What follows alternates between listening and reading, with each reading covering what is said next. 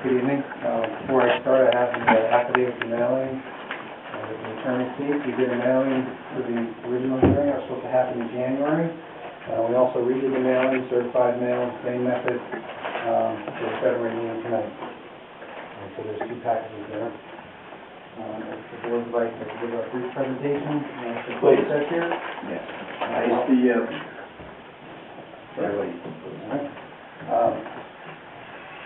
Represent Metro PCS. They're submitting an application for conditional use and site plan approval. Metro PCS is an FCC licensed provider of digital, wireless, next generation PCS services. They're a new entrant into this market. I don't know if many of you are familiar with them. They just went on air in New York City. They're building their network up and out. They're licensed by the FCC, just like Verizon, just like AT&T. They have existing networks in the Dallas-Fort Worth area, as well as Florida, and they're building their network along the eastern coast. By granting the license, the FCC has determined that there's a public need for an additional wireless carrier in this market. This FCC license requires Metro PCS to build out their network. They're looking to provide reliable coverage within the village, which includes the county center, the downtown village, as well as portions of Route 17 and Route 17N. When fulfilling these FCC obligations with the proposed sites, they prefer to co-locate on existing towers or structures, as in this case they're co-locating within the steeple of the United Methodist Church. The antennas will be located behind a self-concealment panel that are going to be designed as a cross within the steeple of the existing church. In connection with the antennas, there's also going to be equipment located within the church or the basement. So the equipment is going to be inside the basement. The parcel itself is 1.1 acres. It fronts Main Street. It also intersects with Court Street. I'm sure many of you are familiar with the church. It's classified in the office business and the ADD zoning districts. Currently, obviously, has the church, and this to the church there's other existing buildings as well as the asphalt parking lot. Now, as far as Metro's specific facility, they're proposing 8-panel antennas behind these self-cross within the steeple. There'll be 4 sectors of 2 antennas, so there'll be 2 antennas stacked on top of each other within each opening of the church steeple. In front of the antennas will be, they call them RF-friendly panels. They're basically fiberglass. And these panels will conceal not only the antennas, but also the cables that are associated with the antennas. The cross will be approximately 12.5 feet high and 6 feet wide. It's going to be located centrally within each steeple opening, within all 4 openings. The cross will be painted to match the existing trim red that is on the church. We submitted a structural report from an engineer indicating that the additional load from the antennas and the equipment will have no impact on the structural stability of the steeple. We've also need to talk about the equipment a little bit. As I noted, there's going to be 5 unmanned equipment cabinets. These equipments are needed to operate the antennas, but they're going to be located within the church basement in a 20 by 8 foot fenced-in leased area, again, inside the church basement. All the cables connecting the antennas to the equipment will also be located within the steeple and within the ceiling of the church. There's going to be limited visits, so therefore there's going to be no impact on parking or pedestrian traffic. The existing parking and parking lot are going to suffice. There's a technician that goes out once a month, maybe, sometimes twice a month to visit the site to check on it. It's monitored remotely 24/7, so there's really low impact. There's going to be no proposed lighting, no proposed signs, and really there's no impact to the ground, obviously, because they're not breaking any ground here. The proposal, it complies to the local code. It is permitted in the OB zone, subject to conditional use and site plan approval. The wireless law that the town has adopted encourages co-location, such as what we're doing here. The stealth proposal is in harmony with the surrounding neighborhood. It's in a historic district. We had to appear and apply to the New York State Office of Historic Preservation. They had approved our proposal. So there will be no impact on historic resources.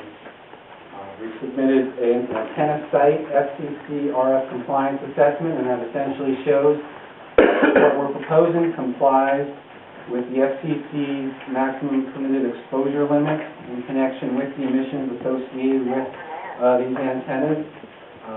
We're actually going to be 250 times below this FCC limit. So it's a very minute number compared to what is permitted.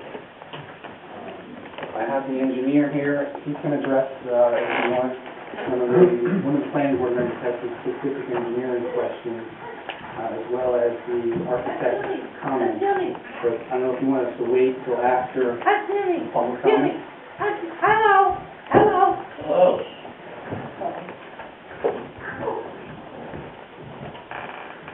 But I mean, that's essentially the end of my presentation, but again, we would like to address one of the board members have some comments. And We're going to address it to the public first. Okay, first. Are there any comments from the public? Yes, sir. Have your name for the record, please. Should I get up? Stand up. Good-looking fellow, why not? Thank you. Keith Roddy. And I know Steve and Sheila. Great people. And I'm here to talk about the church and here to talk about the prospect of putting a cell tower in the church. And one point that Ms. First did not mention is, though, yes, OB, I think OB, zone OB, actually across the street, to the right, left, whatever, there are houses, there are people, there are children. It's just not, business area. So, anyway, I do have a prepared statement. You, I'm sure, would have expected one of these. So, I do have one. The one thing we do know is that there is a lack of consensus among our scientists and healthcare experts whether or not cell towers are harmful to our health. Some studies show that there are no health risks associated with cell towers, yet others do show there are health risks. Which of those studies would you trust, especially if you live next to a cell tower and you have kids? Those studies that were positive, as far as there being health risks associated with cell towers, have shown that low levels of radiation cause the following: cancer, brain tumors, depression, miscarriages, leukemia, and other childhood diseases.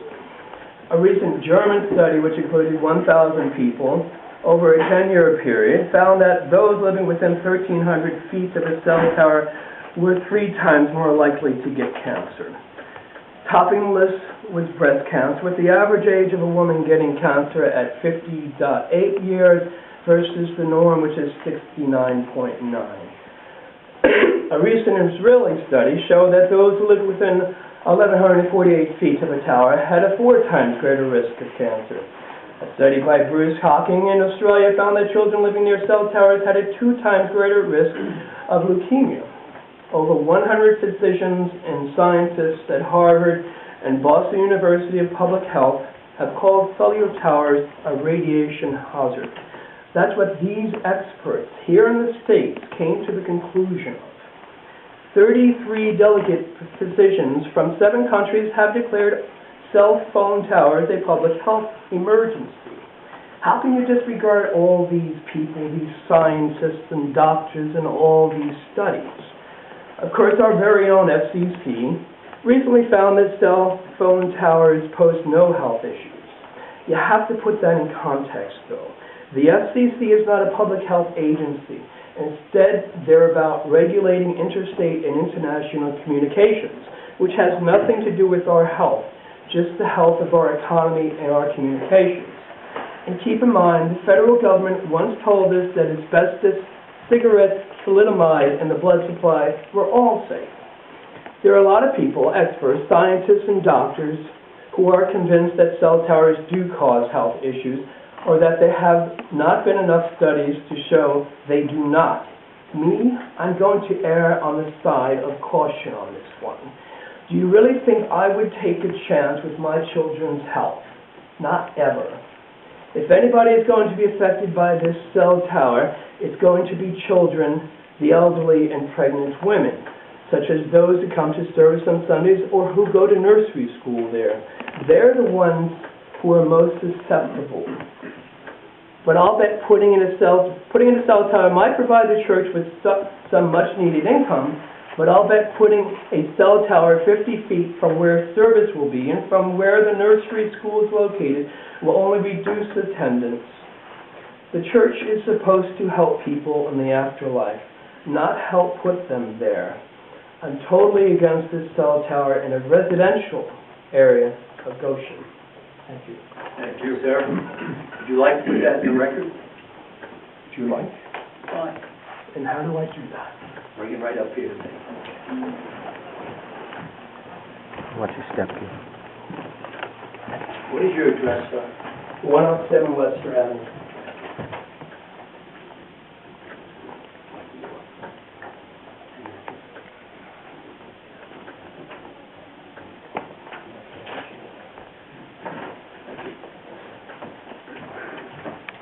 Any other comments or questions? Yes, sir, in the rear. Could I have your name? My name is Lee Krish, a member of the Goshen United Methodist Church. I've been working for the past 2 years with regard to the cell tower. I'm not as acquainted with all the studies as Mr. Rodney is, but we have studied this, got both sides, listened to both sides, got data on both sides of the issue, on the health issue. We have a preschool there. We have talked to them. We have communicated with them. They have, and I don't know the exact number of families, I believe there are 100 students, which is about 50 families over the past couple of years. Only 2 of them have shown a concern about the cell tower. Our pastor lives right behind the church where the cell tower is. He has no problem with regard to this business. Yes, it is questionable as to what it is. I happen to believe that, I don't believe there's any problem with it. I think cell phones are much difficult with it. A couple other points that we'd like to make is that the congregation okayed the cell tower also with regard to this business.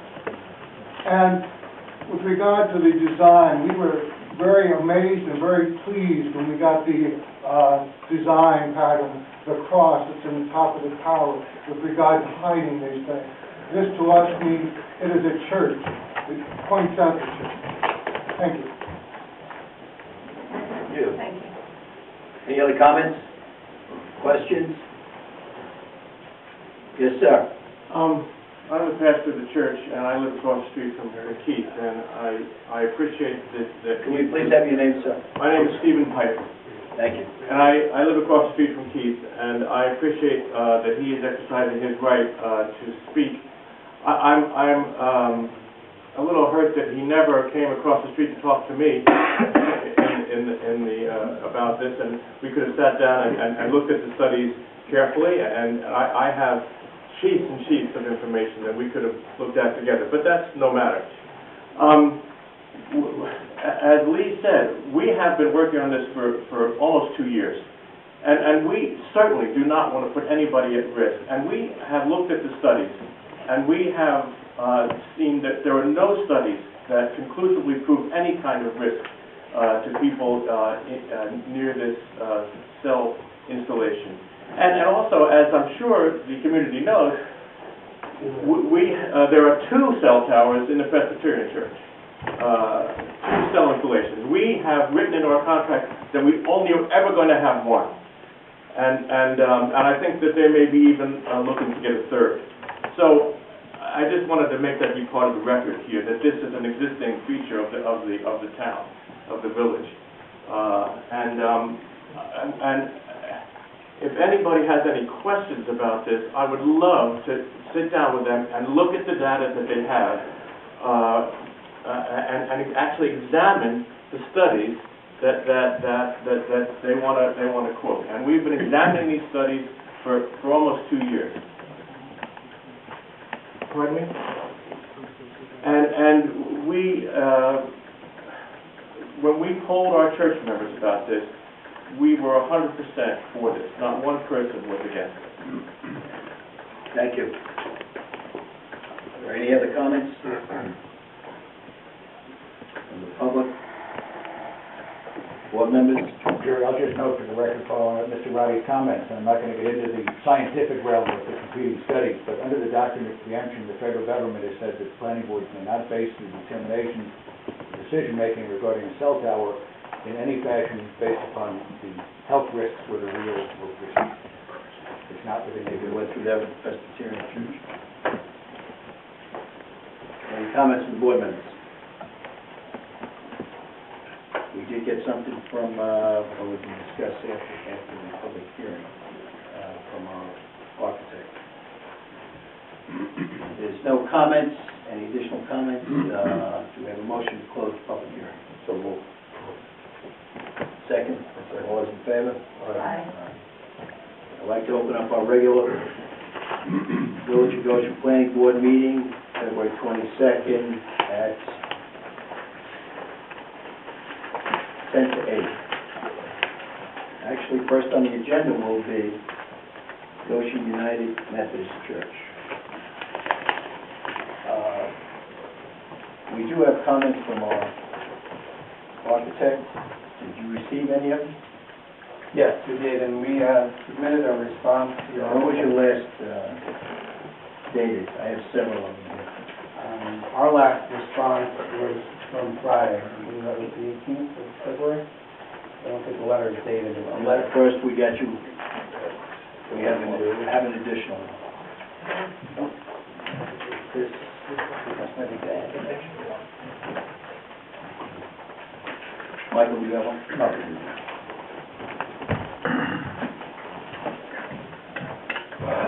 Michael, bring them over.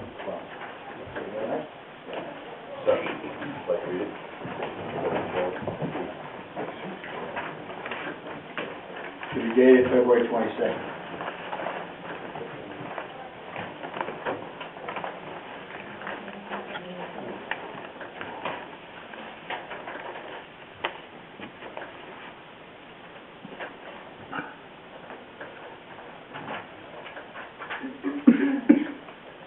Well, I mean, I think we addressed the architect's comments while the engineer kind of looked it over.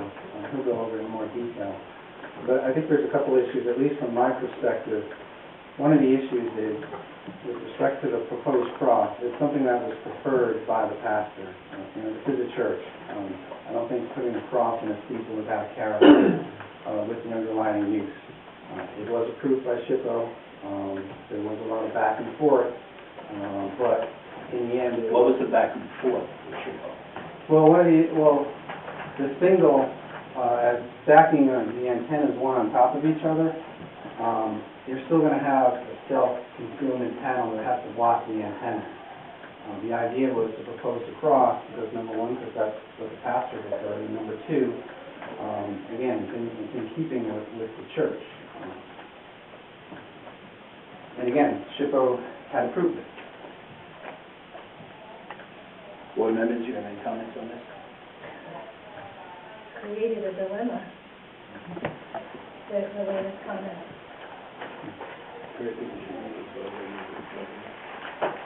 Get a read? You should read the second out so everybody knows what we're talking about. It's to the planning board from our architect.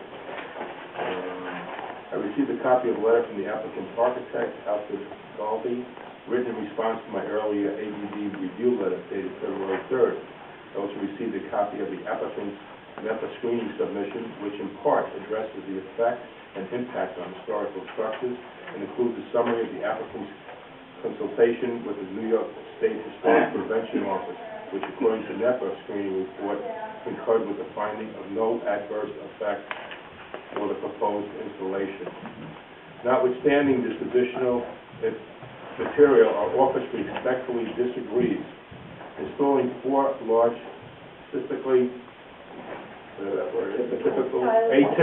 atypical reddish-brown crosses in the Gothic arch openings of the bell tower will have an impact on the architecture and will diminish the architectural integrity of the historic and highly visible landmark. There has been a simpler, less obstructive an intrusive way to shield the antenna devices.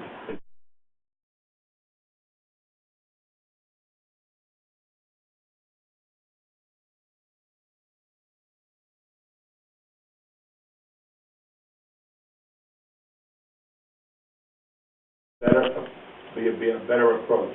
Recessing the opening as far as practical and painted black, these vertical panels would visually recede into the shadows of the bell tower and would still not impede the sound of the bell.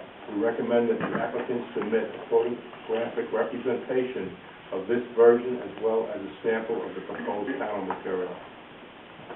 Harry Clark. If I can just add to, as far as recessing the antennas, we addressed this in our letter that we submitted to the architect and the board on Friday. That's going to have a problem with the functionality of Metro PCS's antennas.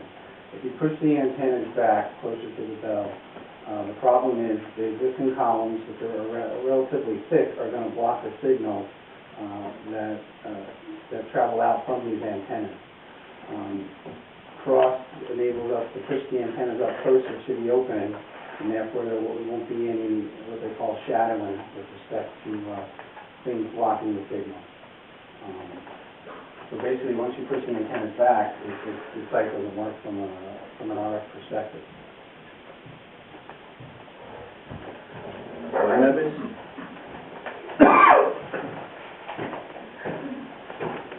Your architect is your advisor, not the decision maker on this issue.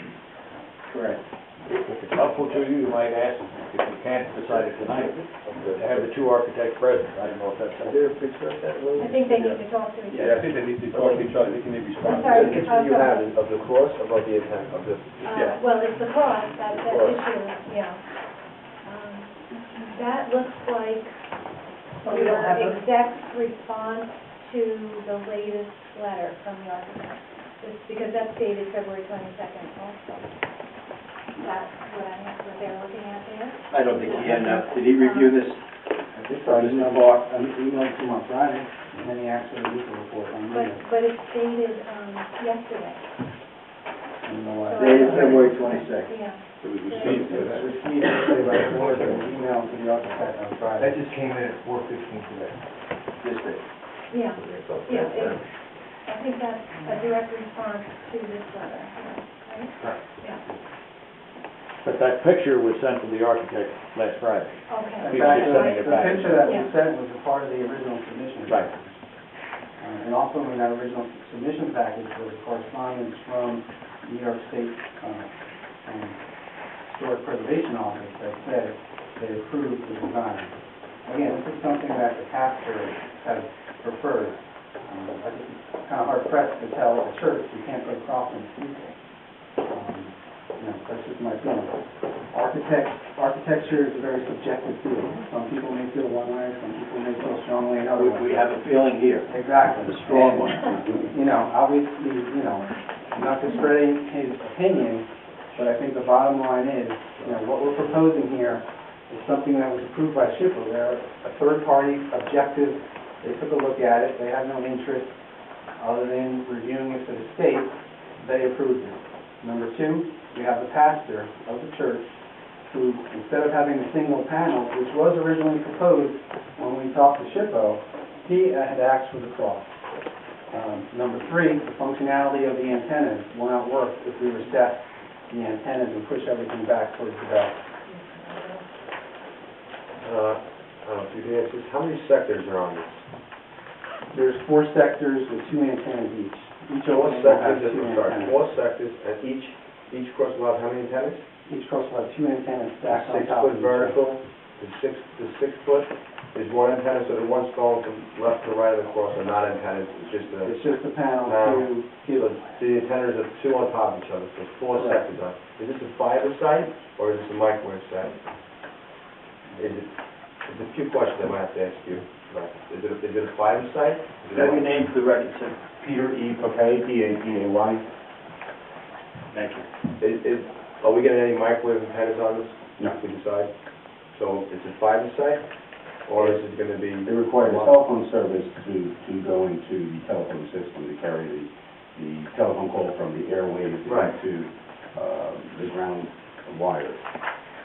The battery, is it, you're referring from the antenna down? Right, so we'll never have a microwave sitting up there, dish sitting up there, trying to pick up any fiber from each other, right? Correct. If it was, they'd have to come back to the planning board.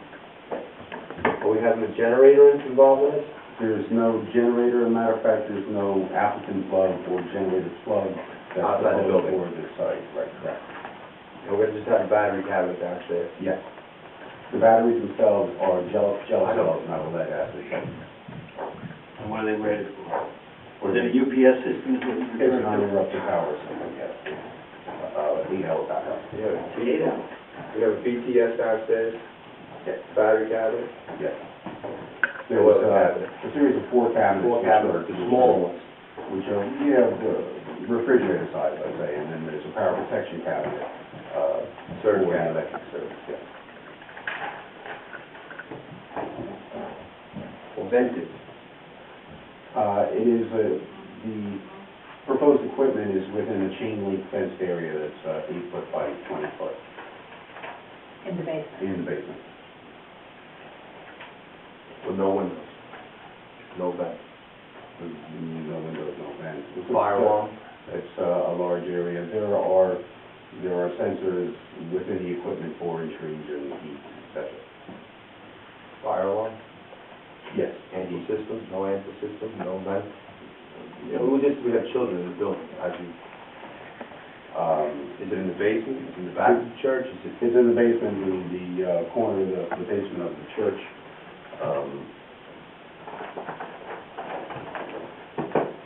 Sitting on the floor, you're putting a slab in? It's sitting on the floor, there's a series of structural steel dunnage that runs underneath the equipment itself. You're bolting that to the existing floor, Flooring right? that to the existing floor, correct. It's located in the corner of the church, near the parking lot. The electric service comes from the other side of the church as well as the telephone service. And then you're gonna tie in the lightning arrestor? It will be grounded to the existing ground system. If the church is served by water, we'll tie into the water main. And what about the antennas? The antennas will just drop from the antennas down to the water main again, into the driven There'll be a separate ground from the antennas themselves. An isolated ground. Yes. And then we have that. What's that? And the back of the steeple has no crosses, just the 2 in the front of the steeple? Actually. Well, There's all it's a four four-side structure. and all 4, and you don't have 2 antennas that are operational, or your 4 sectors are including all 4 of those? All sectors. And this is one system, This is just one carrier, Metro P. one carrier. And we have no lease agreements with any other carriers to jump on board with you guys, to jump on for anything else? No kind of lease agreements in the background saying if Nextel or AT&T wasn't come on with you guys, there's no... Well, I think Verizon and T-Mobile are already at the Presbyterian Church, and AT&T just did an application to co-locate on the church, so there's not any other players in the game.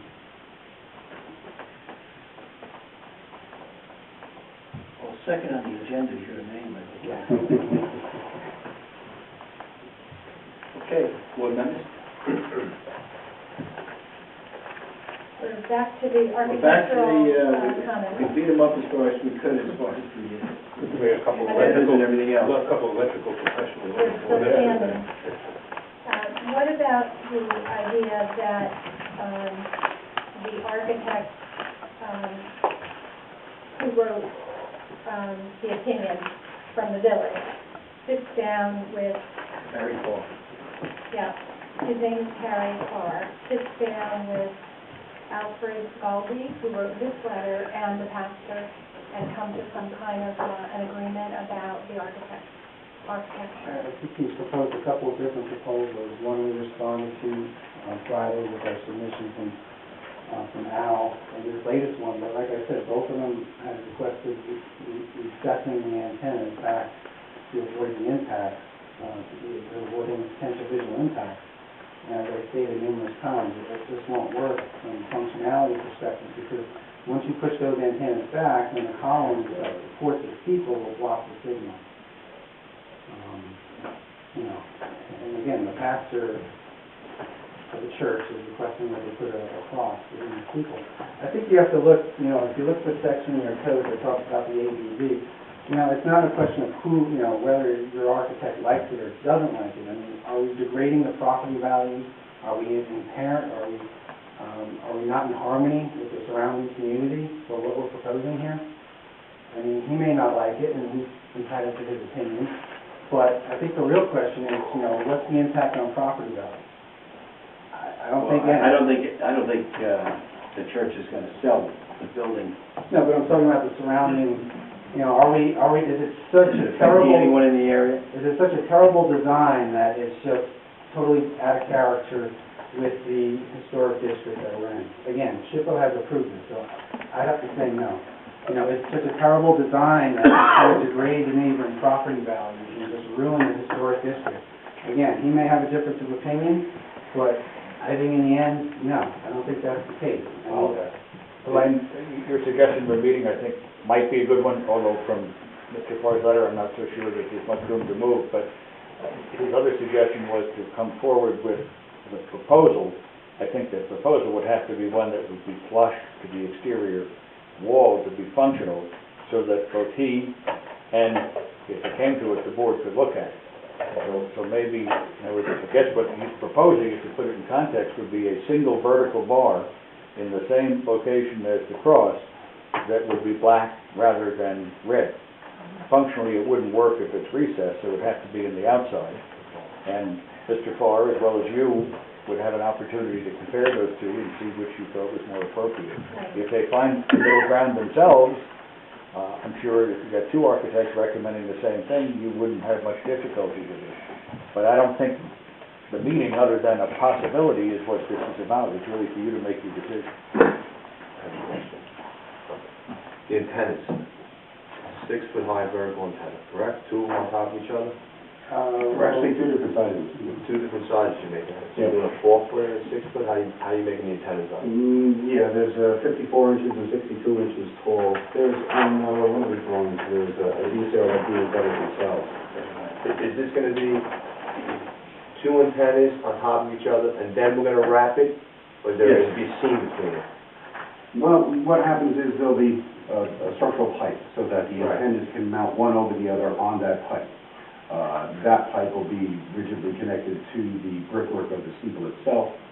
The stealthing will be 1.5 feet wide, and we'll have the turn so that you can't see around. So you won't see the splice between the antennas. You won't see the antennas, you won't see the The cable. stealthing is going to be painted aluminum? The stealthing is going to be painted to match the accent stripe that runs around. Who's going to maintain the color, who's going to maintain the paint on that aluminum? It's not fiberglass. Is it pressed fiberglass? Are we painting fiberglass, or are we painting aluminum? It's not aluminum. It's RF friendly. It has to be foam or fiberglass. Fiberglass. And we're going to paint that fiberglass? It's going to be painted, yes. Who's going to maintain that paint? Metro PCS. Because in a few years from now, it's going to be different colors from the sun, the weather.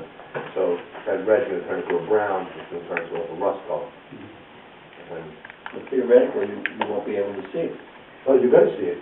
You will see it? Well, That's why you're going to see He's it. talking about painting of Oh, the panel. the panel's going to change colors. Well, just like any other surface, it has to be painted occasionally, you know. Right. And Metro's going to be responsible for that upkeep, right? Not the past. It's their facility, yeah. I hope the pastor hears that. Not to be burning on him. I do, thank you. What members you want to act on this evening? Michael, can you clarify what you were saying? You're talking about seeing a visual as opposed to having a meeting, is that? Well, Mr. Farr's recommendation is Yeah. for an additional visual to be prepared so that he and you as a board can compare what he's suggesting as opposed to what the church is proposing. I think to make sense out of that, you have to realize that what Mr. Farr is proposing is not feasible from a radio frequency transmission point of view. So the closest thing would be to, I think, to prepare a visual that shows a single vertical black antenna in the front of the opening, because I think that's the only thing that can try to achieve what he's after. I don't know that it would be acceptable to him, I don't know that it's acceptable to the church, but ultimately it has to be something the church will accept and that you will endorse. And if you're suggesting the visual, he can make his advice based upon that, and then you can make your decision. I know that the letter explains, the applicant's architect's letter explained that it won't function inside. It doesn't sound, from Mr. Farr's response that we got tonight, that he has factored that into what he's recommending, and that's why I think there's a missing piece here.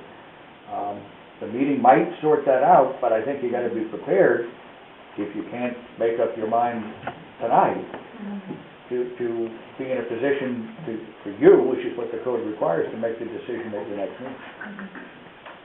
By any chance, was this discussed with Mr. Farr? Mr. Farr? His setback, or you didn't have an opportunity to speak to him? He originally had proposed a setback in his February 3rd, I think, report. Yes. So we had addressed that in our letter. So he's aware that this would have to come forward? Yes, so the top of page 2 on our letter discusses the functionality that if it's reset, it's not going to work, because it's going to block, the columns are going to block the signal. We start up close to the opening. No. I mean, from what I see here, the cross is hiding the antennas and actually supporting it. Is that correct? The cross is hiding the antennas, but not supporting them. It's a cover specifically to hide the antennas. It's connected to the structural aspect of the overall system. And you're not going to see any other connections, especially from street level. I tried to visualize this as far as what Mr. Farr is saying in the putting flat black vertical panels up there and saying that the vertical panels would visually recede into the shadows of the bell tower. I don't visualize that because the bell tower is open on 4 sides. There is no shadows in the bell tower. It's an open area. Without those crosses, you look right through it. So now you're going to, from what Going to create shadows. he's going to create these black panels that I kind of like the cross system I would better. aesthetically, I think that would be RF one working, with the panels in the back, yes, it's the broadcast. Board members, do we want to refer this to our architect and their architect, or do we want to decide on this evening?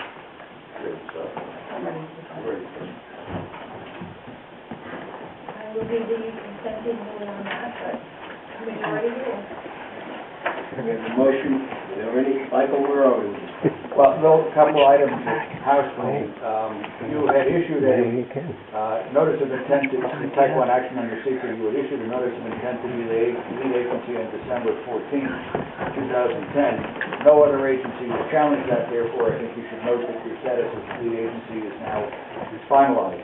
You have received a local report from the Orange County Department of Planning under Section 239M of the General Municipal Law. There are no other agency approvals that are required before you can act. You have closed the hearing. I've prepared a draft resolution. You will need to issue a negative declaration under you haven't done that yet. In terms of the resolution, you make the findings of public necessity. You would have to approve both ADD, site plan, and conditional use. The applicant will have to declare an anticipated completion date. John, I don't know if you have that. Our code requires that you declare a date by which the construction will be completed. Is 2 years okay? Whatever the board thinks is the right thing to do. I mean, these guys want to get on air like yesterday, so I don't think it's going to be a problem, but. Instead of a year. Okay, so it's a year, the prior paragraph says a year to start construction, and then Then you have to that's the only reason why I complete did it two. after that. Okay, 1 year's fine, right? So February I was 22nd, previous paragraph. 2012. We do better. Okay. So, negative declaration, the We conditions need are... we have to vote on this. We have a negative declaration on this, 4 members. So, Do I have a second? So, second. All those in favor? Aye. We've covered lead agency, Mike? Yes, you closed out secret. Okay. Orange County Planning? You've received a local determination.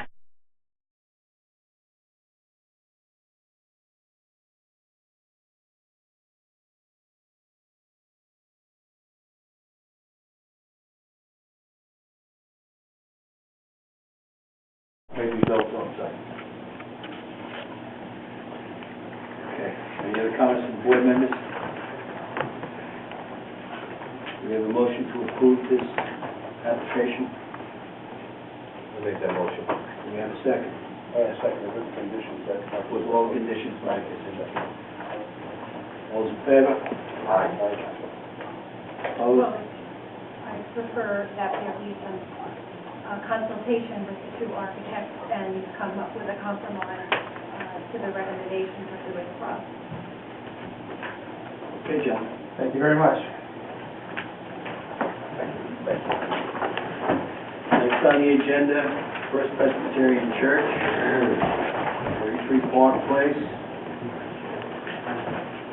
New circular, wireless PCS representing First Presbyterian Church.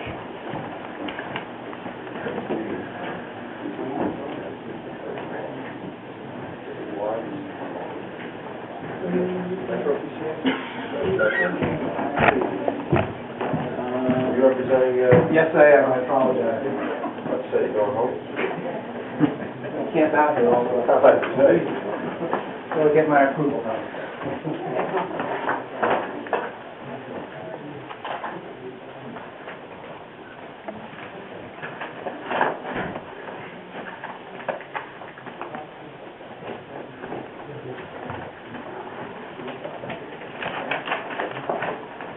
Okay, let's give a brief introduction to the board. We just submitted the application a couple of weeks ago.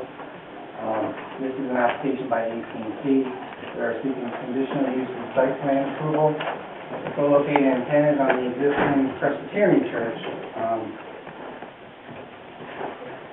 Like Metro PCS, AT&T is licensed by the FCC to provide wireless telecommunications. The FCC license requires them to build out their network. Skip over. Just going right to the proposal itself. In this case, the antennas will be located behind a self-concealment enclosure, which will be located next to the windows that are located above the clock on the tower, on the highest steeple for the Presbyterian church. And in this case, the unmanned equipment associated with the antennas will be located outside of the building, but they're going to be located in a corridor between two exterior walls. There's a small courtyard, it's not even a courtyard, it's a very small area where AT&T is going to be locating its equipment outside, but it's going to be covered on 3 sides by the walls of the church. Is there existing cabinetry there already? No, all the existing cabinetry is inside. Unfortunately, there's not enough room for AT&T to go inside. So that's why they're proposing this area.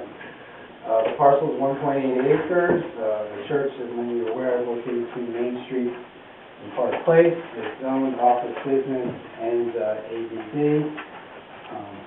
Currently, there's 2 carriers. I mentioned this before. Verizon and T-Mobile have their antennas on the steeple. Their equipment is inside the building. AT&T's proposal consists of 8 panel antennas.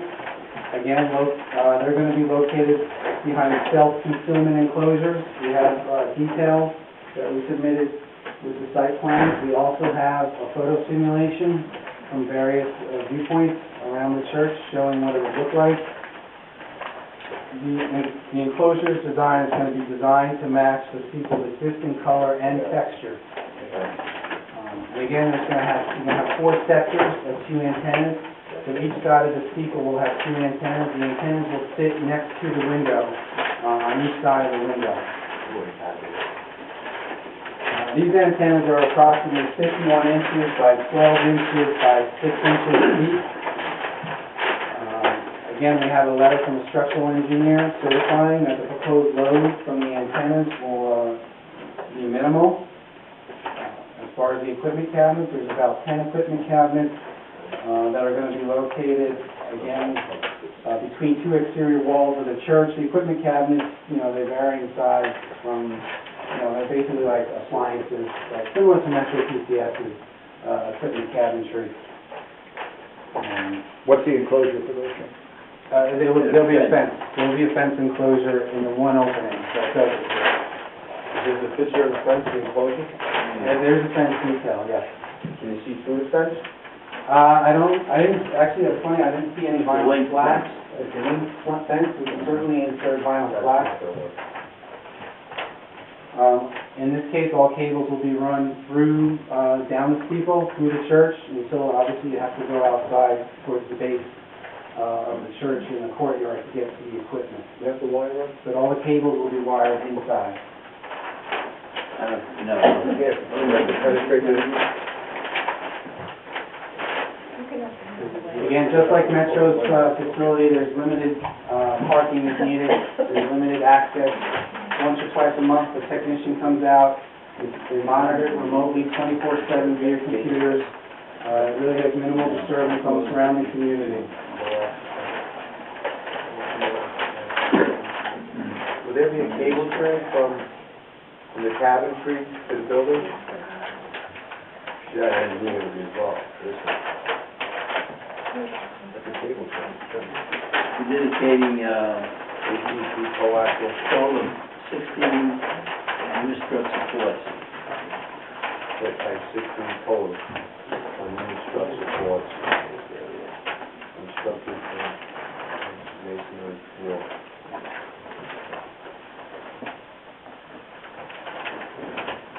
Here's the antenna. That's the GPS.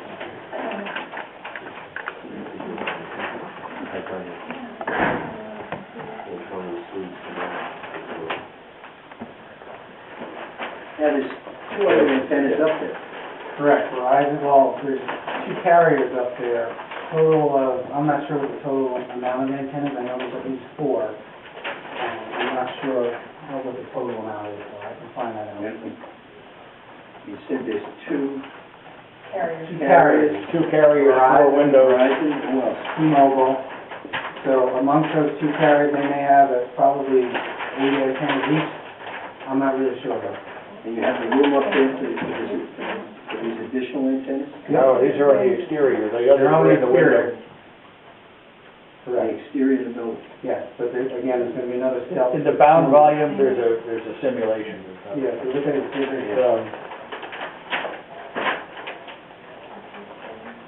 There's a lot of cabinets.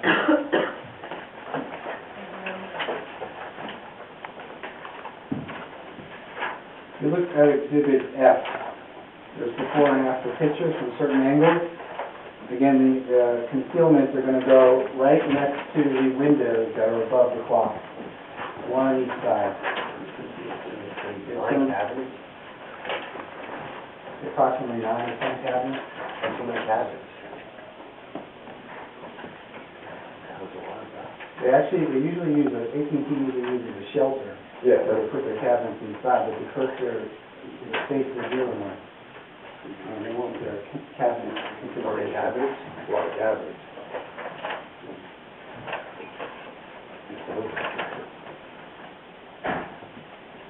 Let me show you a wire route from the cabinets to the church. These are at different heights too.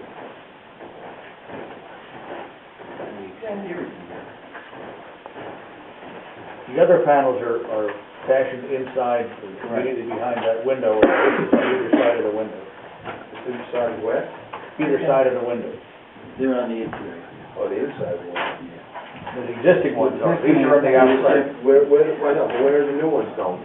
on the outside, on each side of those windows. If you look at the photos, Jim's on Exhibit F. Can you come Photo over here one. and point with your finger? I'm not seeing it, it's pretty good. We have the existing and the... If you can't see it, you may John's dead. Yeah. You got that in the record? So that means it might not be there, John. Oh, I see, you're extending this Continuation of whatever. water piece around the window there. Okay. Jack, come up, sure.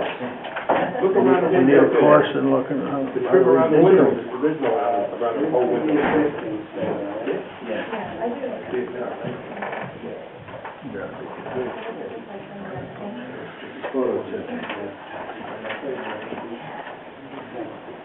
Continuation of the back, inside the window. And that will extend to all four sides. All four sides, two antennas on the street, each side of the window. And the antennas will be behind. Behind. What is that made of? Again, fiber. So the antennas are inside? We're inside, the cables will be inside it, and How do you get access to that stuff? well, I mean, they'll have to, sort of frame or whatever. No, how would they get access to the cable? Well, I think they just do it for.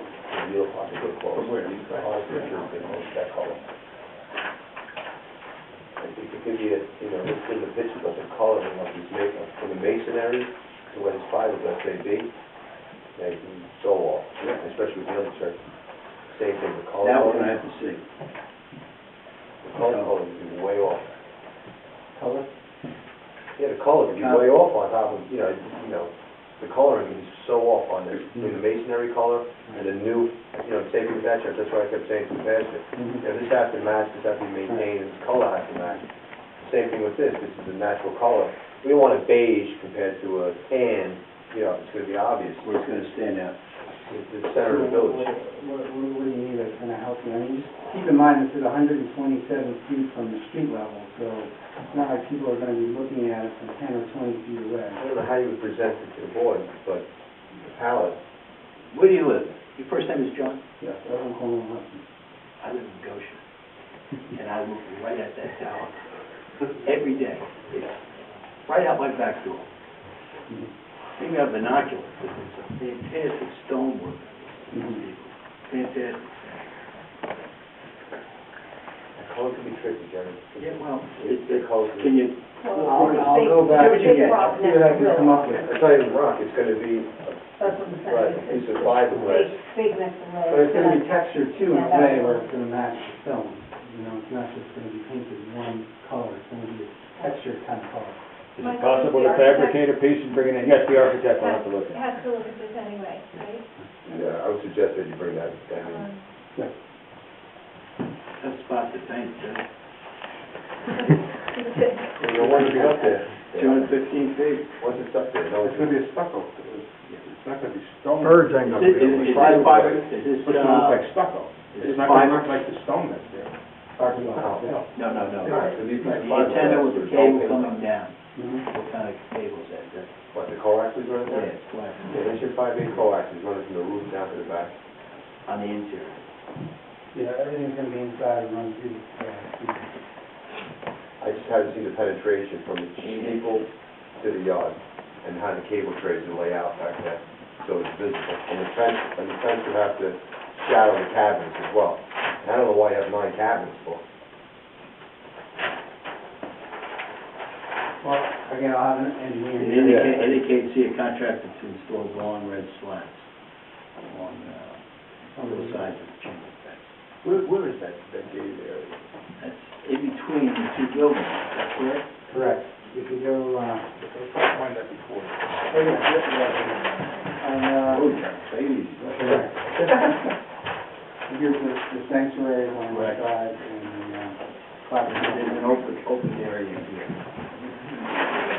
That's approval, and then there's around here.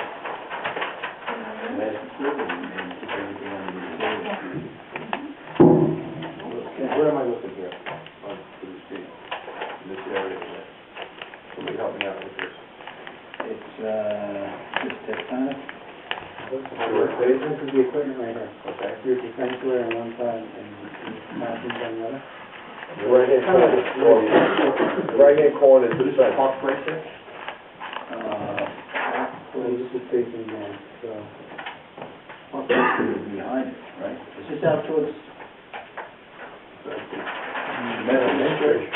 There you go. I'm not sure. That's the playground for their preschool. That's on Park Place, right? Yeah, it's, No. here's Park Place here. Yeah. Swing over to, Yeah. Got a food vendor for, drawing to a Z02. food concessions, right? This Park Place over here, you can pull in, it's, you see it?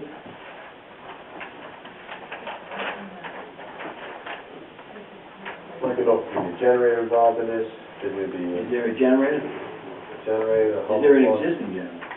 I'm not sure, I'll have an engineer check Right, that. that, same question we gave the last one.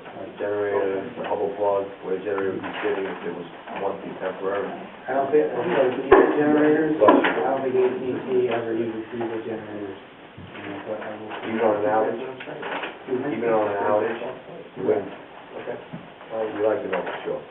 Usually backup power will be a battery or diesel. Well, you just submitted in your packet here, the batteries, the equipment that's gonna be used. Yeah, there's details, probably on the last page. The last It page. shows you the size of each, the equipment cabinets, the size of the antennas. Some of the details as far as, how many. What is the UPS rated for? I'm not sure. Even though.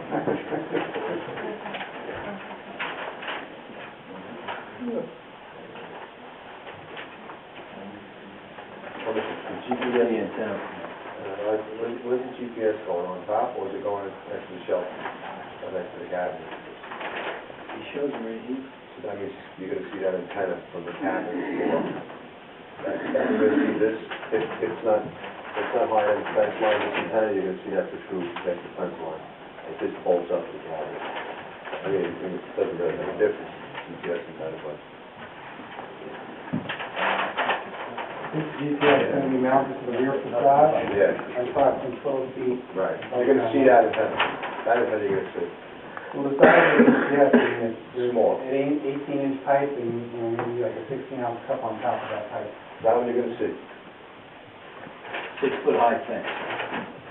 Yeah, I think it's 6 foot high. You're gonna see the wide link of the GPS antenna, you can see the mounting bracket for the GPS antenna. That's what it is.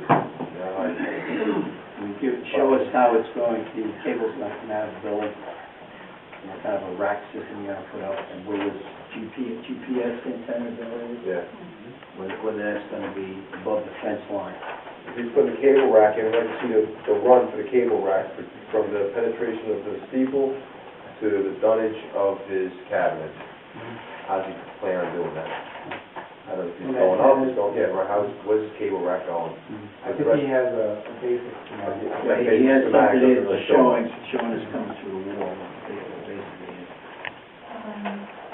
Yes, that's right. And the GPS antenna, again, has to match the facade. Okay. Any other comments, board members? Again, this is a type 1 action under secret, so I recommend that you issue a notice of intent to serve as lead agency. I can provide an adjoiner notice to the adjoining property owners. This does need to be sent to the Orange County Planning Department. And if you'd like, you can schedule a public hearing if required. Mr. O'Rourke, you have any comments? No, we looked at their package, it's pretty straightforward and no real engineering issues. I just didn't want to leave you out. I appreciate that.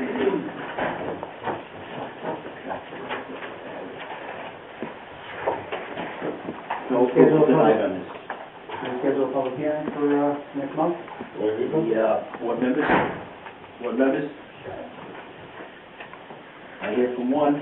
Do I have 2, 3 yeses? Okay. Can we schedule a public hearing for our March 22nd at 7:30. 7:30? First on the agenda.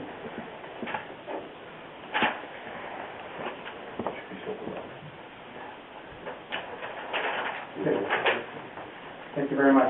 Thank you. Thank you, that's the idea. We need a motion for the public hearing? I think you should have a motion to second the motion. Do I have a, so moved, do I have a second? Second. All those in favor? Two so properties? Sure, if you want to do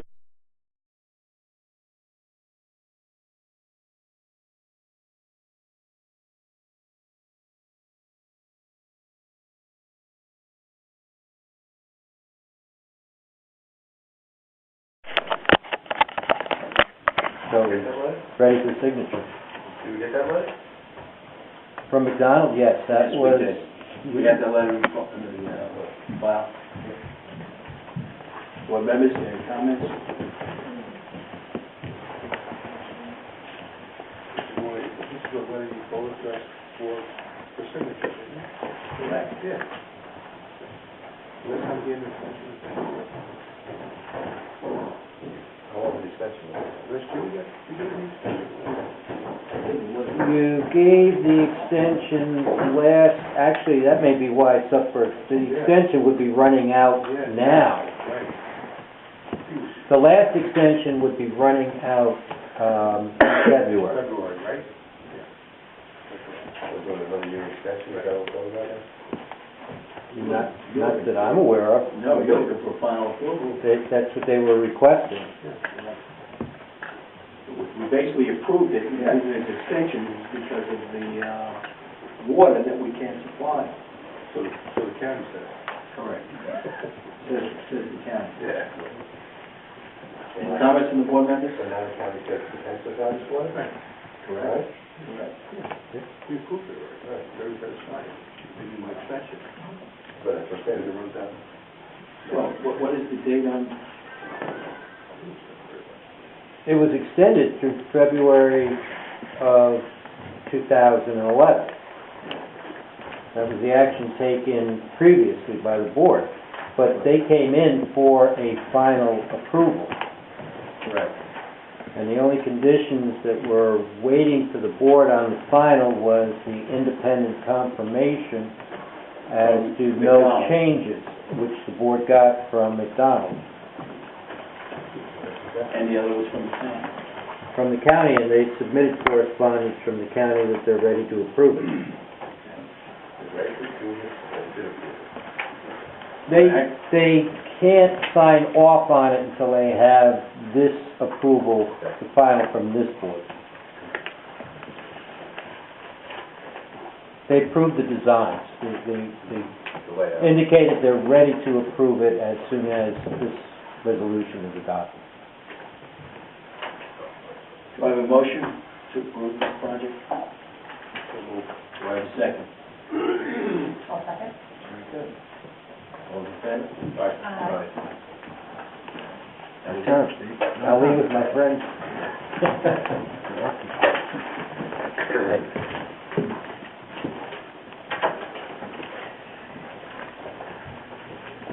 Next on the agenda. A. Riley, Denali Properties.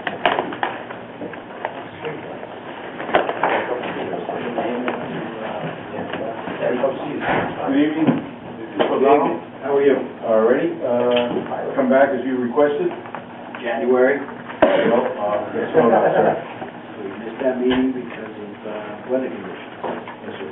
The applicant is, the board familiar with this applicant? Yes. Okay, we have them back. Any questions, comments on, It's starting out slow, but we're getting there.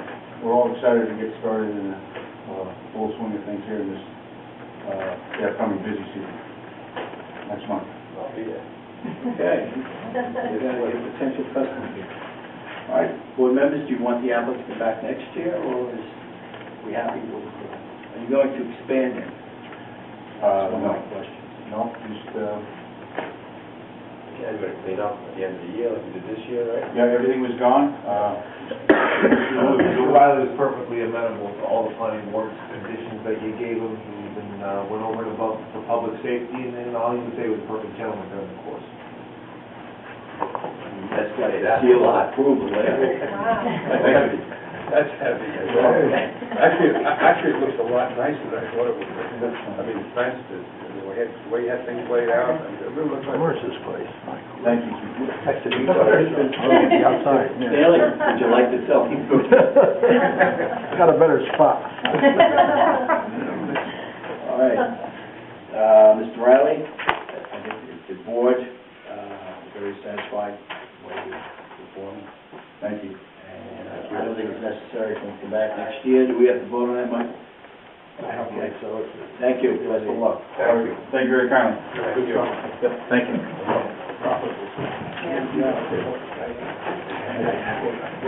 Next on the agenda, Orange Ulster BOCES.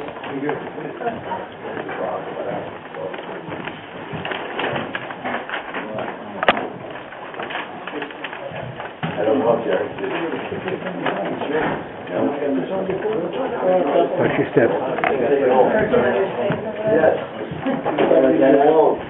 You know what, Jerry? Just like that. Move over. Keep sneaking into a drawer.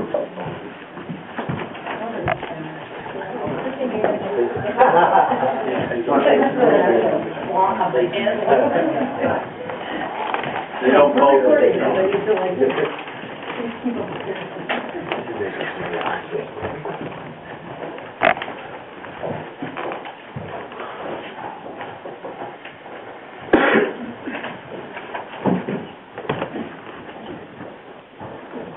Representing Orange Ulster BOCES.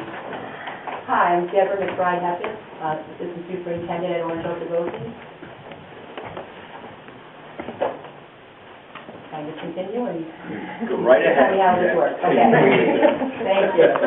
Deborah's very familiar with Murray Avenue.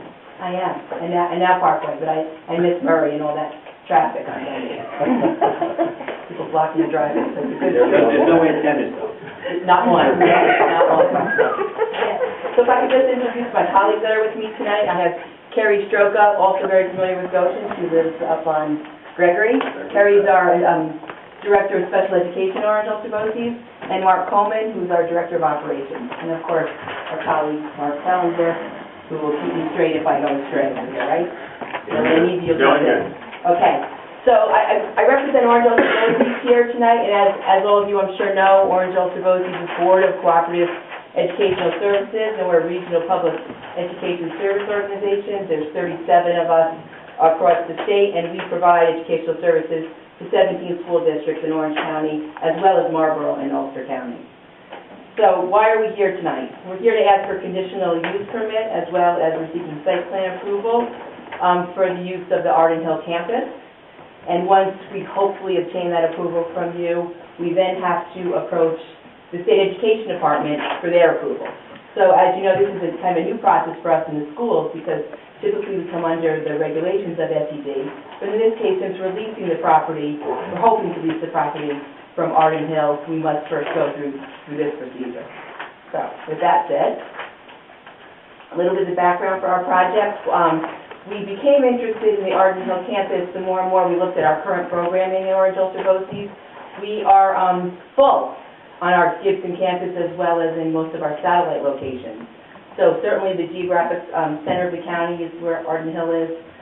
The proximity to our main campus, the immediate access to Route 17, great adequate parking, and the architectural design lends itself to reconfiguration as needed inside. And the use of the buildings would be compatible with the surrounding community. So one of the reasons that we're specifically looking to expand our current program is that in Orange County we currently bus 400 students out of the county every day for programs that we don't have space to provide currently within the county.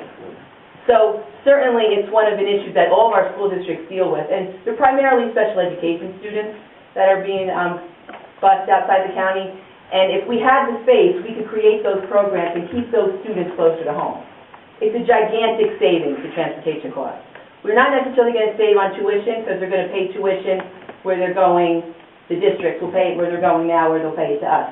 But the factor of this transportation is huge, and we've certainly gotten great response from our component districts in this venture as they fund our operation. So certainly it's something that we're very excited about, and we're hoping not only will we create those programs here, but we'll also be able to consolidate a couple other locations that we currently lease. So we would realize some savings there. I'll be honest with you, for us it's all about two things. It's about educating our students in the best possible environment, and we need to look at different ways to do that to save money, because even though we don't literally send out a tax bill to anybody, we send bills to our school districts who send out the tax bills to everybody. So we're just one step removed from taxing authority. So we're looking to run our programs, specifically on the majority of it will be the special ed programs at the Arden Hill campus. The property is the parking area. We've designed a bus loop. I'm going to ask Mark to kind of jump up and help me a little bit explaining that. And in also regard to the SECRA process. Mark's going to jump in here. Thanks, Debbie. So good evening. My name is Mark Fellenzer. I appreciate working for the district and presenting this project to this village board. In terms of SECRA process, is a little different probably than what you're used to. On November 18th, 2010, the BOCES board declared intent to become lead agency for the purpose of a coordinated review. Notices were sent out to all interested and involved parties. After the required 30-day response period, during which there were no requests to be lead agent, BOCES proceeded with responsibilities and requirements for SECRA under 6 New York CRR Part 617. Upon discussion and review of all potential significant environmental impacts, including traffic, site disturbances, visual, noise, utilities, historic, archaeological, endangered species, it was determined that, in general, there is less of an environmental impact than what currently exists. However, due to the transportation of students by bus, a traffic assessment was conducted. Based on a thorough review of this information, on January 13, 2011, a negative declaration of adverse environmental impact was declared by the lead agency, that's the BOCES board, which concluded the SECRA process. So at this point, the SECRA process is concluded. We are here, obviously, as what Debbie had said, in terms of conditional site plan approval and for conditional use approval, and for site plan approval. Now, just so we can refresh everyone's mind in terms of the campus itself, we have an aerial photo of the campus. We've highlighted kind of the traffic circulation of the campus. We have then integrated the bus parking and bus loops that would be in front of the campus with a loop and up on the upper right parking area near the current emergency room entrance is where the buses would go. We have recently, as of today, actually received a traffic study that was done in addition to the assessment. The assessment was done for the purposes of traffic count and impact from the standpoint of SECRA. The actual traffic study done by John Collins was done to evaluate intersections in the area, and that complies with the planning board requirements in terms of that analysis. That has been delivered to your village engineer for further review, and I have multiple copies here I could deliver to the planning board as well. That concludes my brief discussion at this point. I'm happy to open up for questions that either Debbie or I could answer. Obviously, our goal from this point is, if the planning board sees fit, to schedule a public hearing. Thank you.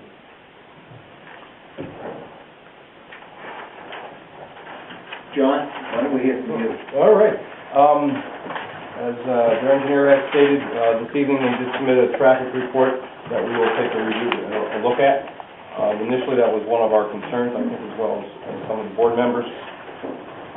We looked at the site plan that they're proposing, very minor interior changes. They're removing some pavement, they're adding some pavement overall, but overall it's a reduction in pavement, I believe. I'm looking at Mark, up and down, but Yes. Reduction in pavement? Yeah, not an increase. Not Not an increase in pavement. So actually, there's less pavement there now. We looked at the turning radiuses and where they're proposing to put the buses, and internally everything looks fine. Really don't have any engineering issues.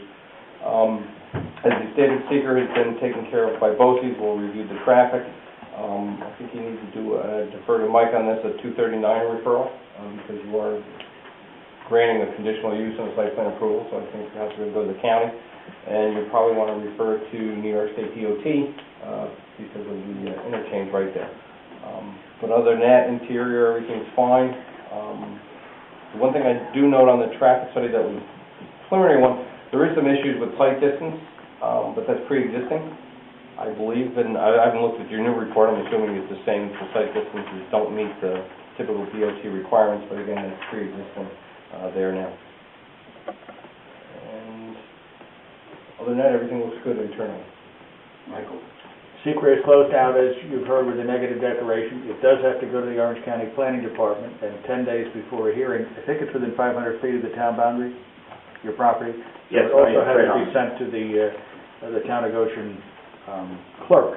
I can take care of that notice. So if you think it's ready for a hearing, you could make it March 22nd at 7:30 p.m., and I'll work with Mark to get the material sent to the planning department and the adjoiner notice sent to adjoining property. All right, board members, are there any comments? Mark, can you take it, Mark? Yes. Why don't you put the other drawing so we can see the other Sure, drawing? aerial photo, yeah, just need on the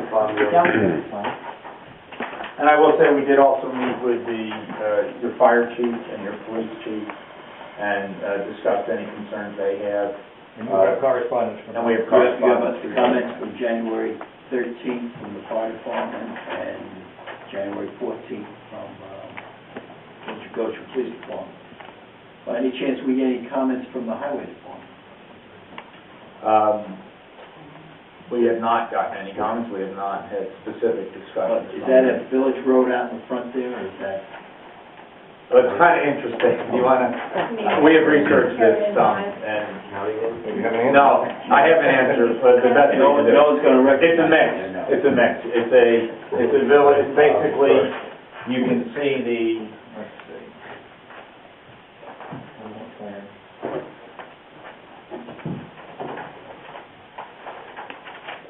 Okay, so there's a village speed limit.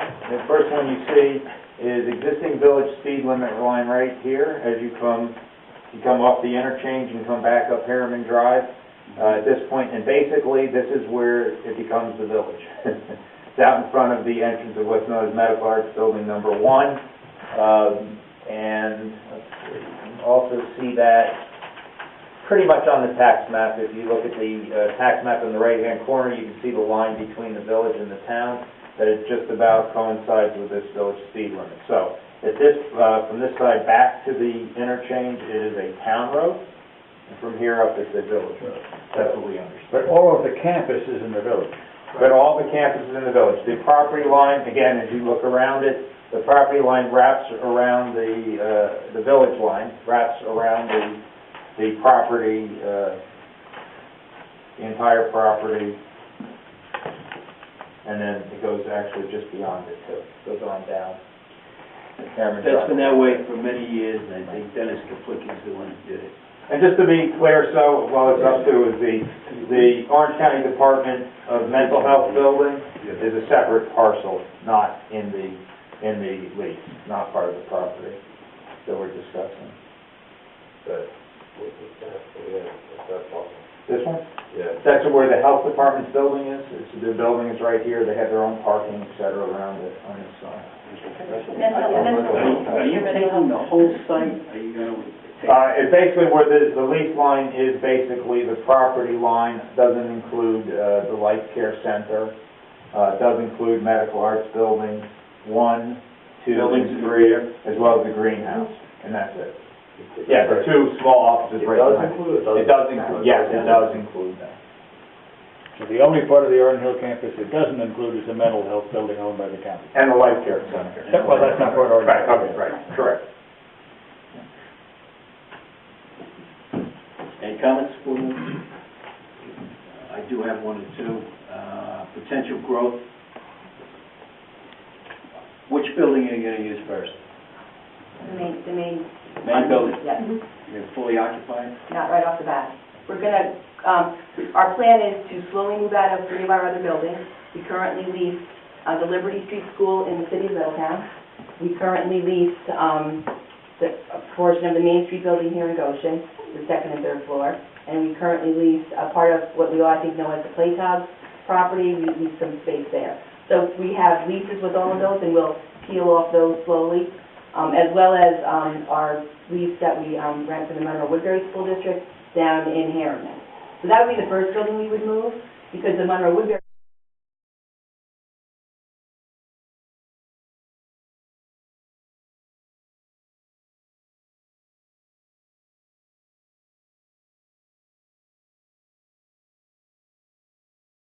into classrooms that we'll move first. Could you address your initial build-out or the full build-out?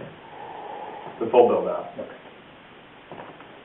So we would slowly move into the building over time. And certainly our main objective is to get some of those 400 students that are going outside of the county right now to build programs for them. So that will happen over time. In education, many times when a student is placed in a placement, specifically a special ed placement, it's done within a committee on special education. So the district is involved, the BOCES is involved, the parents are involved. So those people all have to come to agreement on a placement for that child.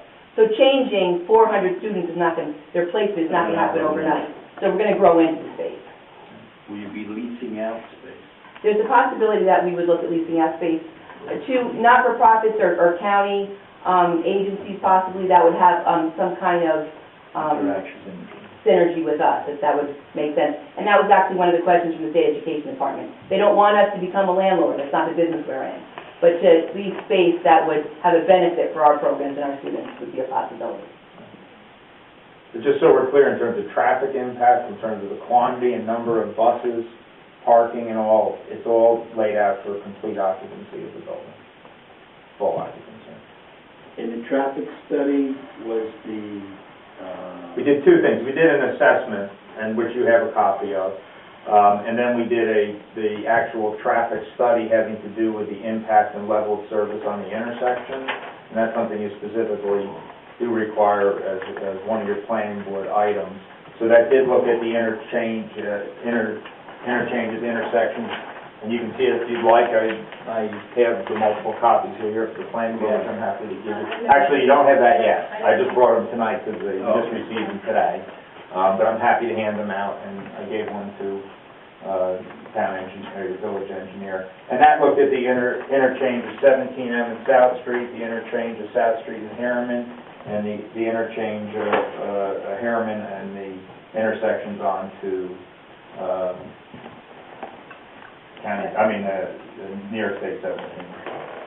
So it shows the level of services, and actually all the level of services with BOCES utilizing the space have improved over that of Arden Hill, which, if you think about it, you'd expect it if Arden Hill has more traffic, which is what the case is. They also note the other projects that are considered in it, many of which have not been developed yet, and they assume a 2% yearly growth beyond that. So I think upon your review of the traffic this evening, Mr. Collins did a good job. Is going to be taken over by the Fed. 86, 17. Yeah, 17 will be taken over by the Fed. That's correct. Oh, we understand. The intentions is to close down some. Excellent. What's going to be affected in any way? Well, I think that obviously it will have some effect, but we've talked to them. They don't plan on even studying this particular on-ramp, off-ramp, exit 125 until 2020. They plan on starting the study of that. So, it's an awful long ways out, and if it does, obviously, any impact, we will still be able to access fully 124 exiting. The traffic really and the bus circulation, BOCES is also fortunate enough that they can control that because they can direct their member districts on routing of the buses. So if there were any issues, and again, we're talking about 35, 40 buses. It's really not, it's less than a half, more like a third of what happens on utilizing Gibson Road between the activity level and when they come and go. We don't see any problem with it. The traffic studies have shown no issue at all. And again, the level of service will be better than it is now. Any other comments, board members? Can you go back to seeker, because you're right that this seeker process is different. A little different than it a little bit yep. different because BOCES is applying, but BOCES is the lead agency? Yeah. Okay, I did hear that. So, Not unusual. In the school district yeah. world, that is the norm. So this is Yeah. a little bit different, and, we did have discussions. It would be like the village board being the lead agency on its own, whatever's in their bailiwick, its own change, any legislative. in the back here. It doesn't stop your review process, doesn't stop any comments. You still have to come here for any, as we are, for any approvals. It puts the responsibility, obviously, on, as you do most often, as the lead agency is for a coordinated review. So it's a little different because, in terms of the school world, that is the norm. Most schools are lead agents for their own projects. It doesn't alleviate them of any responsibilities. We did have Dan Pettigrew, who is the counsel for the BOCES district, who did, provide comment, and I spoke to Mr. Donald. But for the Lisa Lane, you would not have seen them. Yeah. They would have done this all on their own. Right. That's So, correct. You prepared an environmental impact statement? No, No, it was not a type 1 action. No. Environmental assessment form. Okay, so the short. Short form. No, I think it was probably, well, I don't know, short form. It was a short form. And came to the conclusion that the issue was the traffic, and so you did a traffic study. Yes, one of the issues of concern and of the most concern was the traffic and traffic impacts. So we decided, as part of that, we decided that a traffic assessment and then a traffic study in terms of the intersections would occur. And you're going to give us that tonight, so we can look at that? Yes, I have multiple copies. If I can leave them with the board, that would be wonderful. All right. Board members, can we set a public hearing? March 22nd at 7:45? 7:35 or soon thereafter. After the. Oh, yeah, the notice will say that. Yeah. I'll make a motion to set a public hearing on March 22nd at 7:35 or soon thereafter. 7:45. We'll get the other one in 15 minutes. A few minutes. The other one can last that long? Okay, do we have a motion? Motion, do we have a second? Second, all those in favor? Aye. Okay. I'll take care of the, Fellinger. I'll work with Mark. You're going to have to get the 239 referral there and then hound them a little bit because they have 30 days and it's going to be 29 if you get it there tomorrow. Okay. Thank you very much. Thank you. You got it.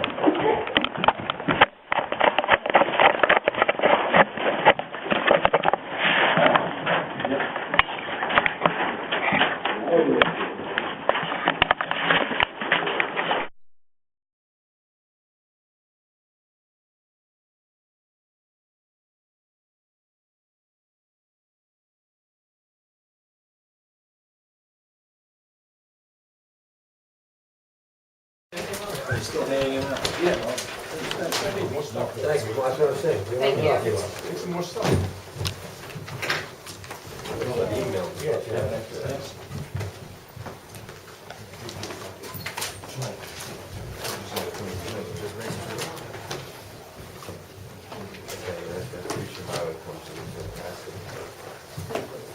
Fletcher Street first. I think they will have moved their 400 children in by then. Fletcher Street Probably first. 600 in there. Yeah, I think so. Close 125. Quick check, next on the agenda. Quick check. Light and sweet. Thank you, Mr. President. I appreciate that. Mr. Cliffy had to step out, so. Where did he go? I'm not sure, but he hopefully not. I was I think he was a little Nothing upset. personal. Nothing's personally bad. I went back here. Town work session tonight. Jeff Albanese from Quick Check Corporation. I'm the real estate manager for Quick Check Corporation. Thank you very much. With me tonight, I have Keith Cahill from Bowler Engineering, which is right here, and Chuck Olivo from Stonefield Engineering. He's our traffic and our traffic engineer, our site engineer here. Briefly, I want to go through just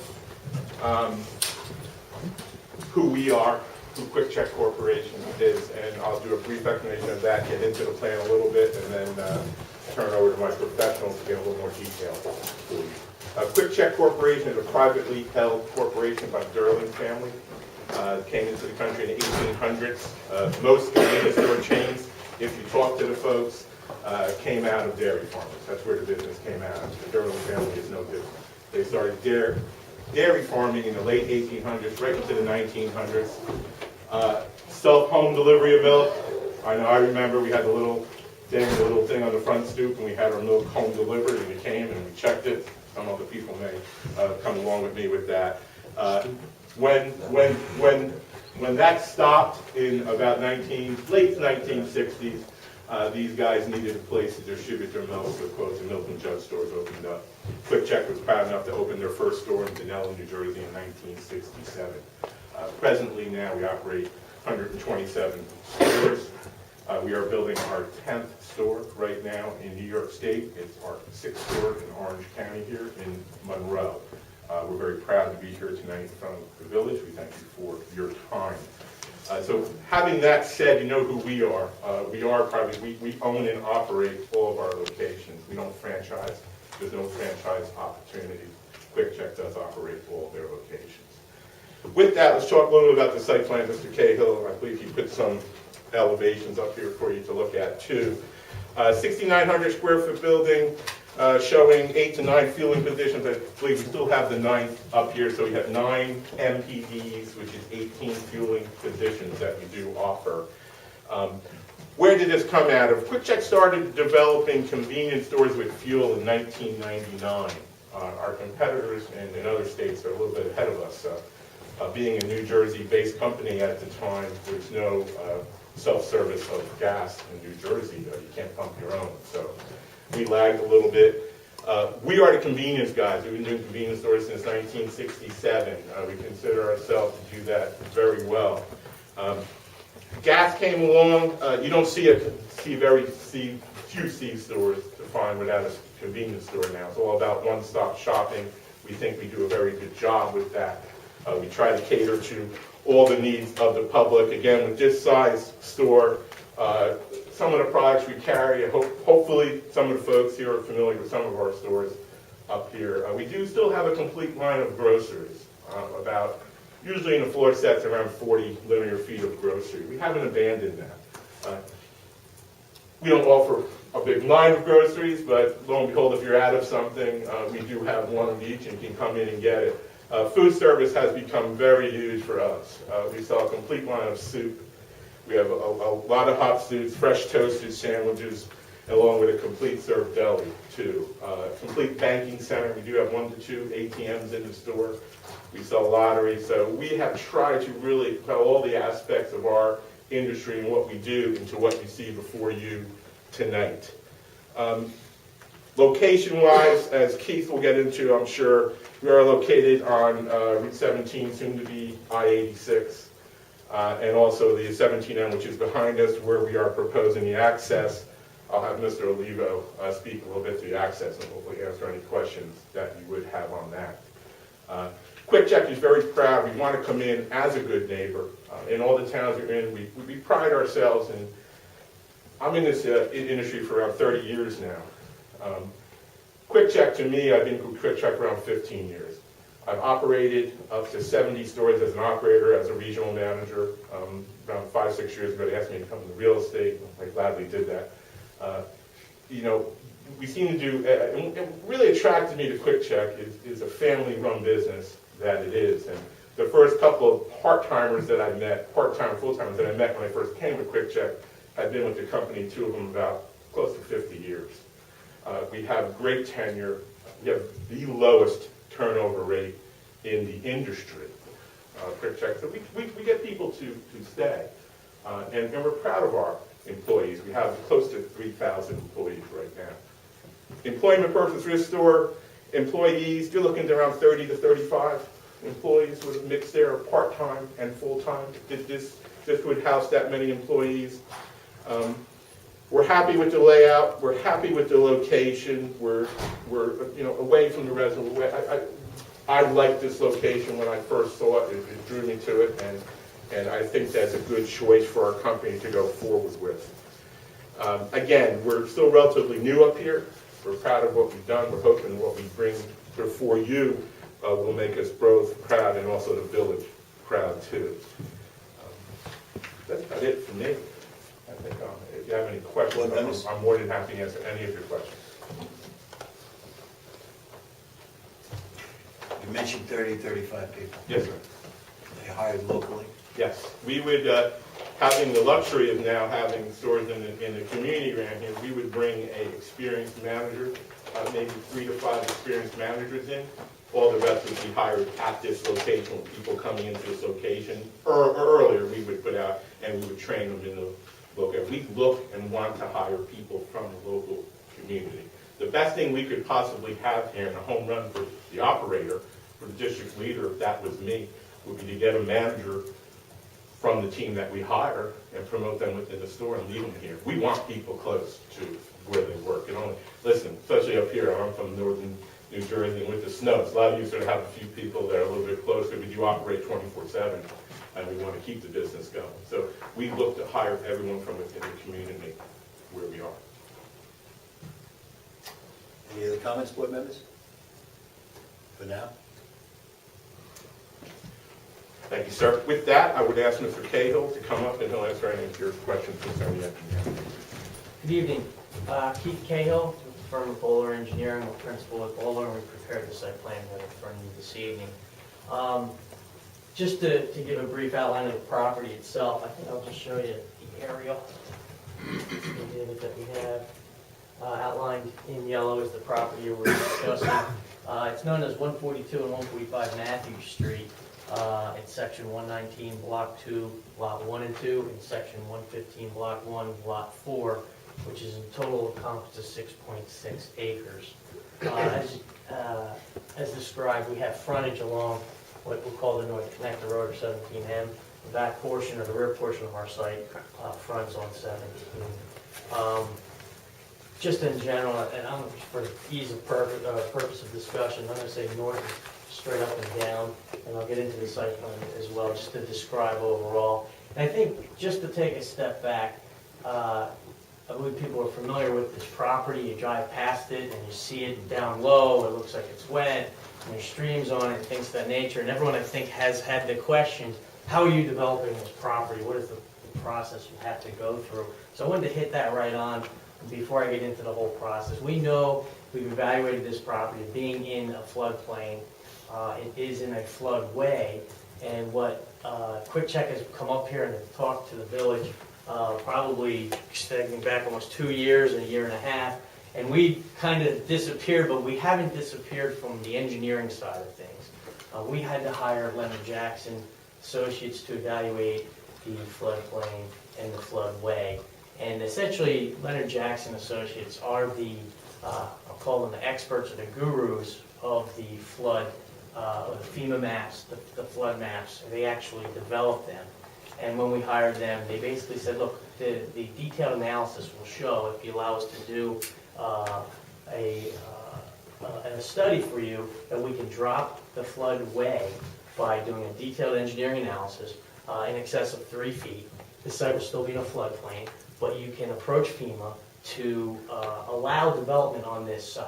And that was our first step, and that started, as I mentioned, about a year ago. And we have filed with FEMA. We have been successful, or Leonard Jackson's been successful, in being able to engineer and show that this floodway elevation has dropped, which has developed an area that we can develop the site.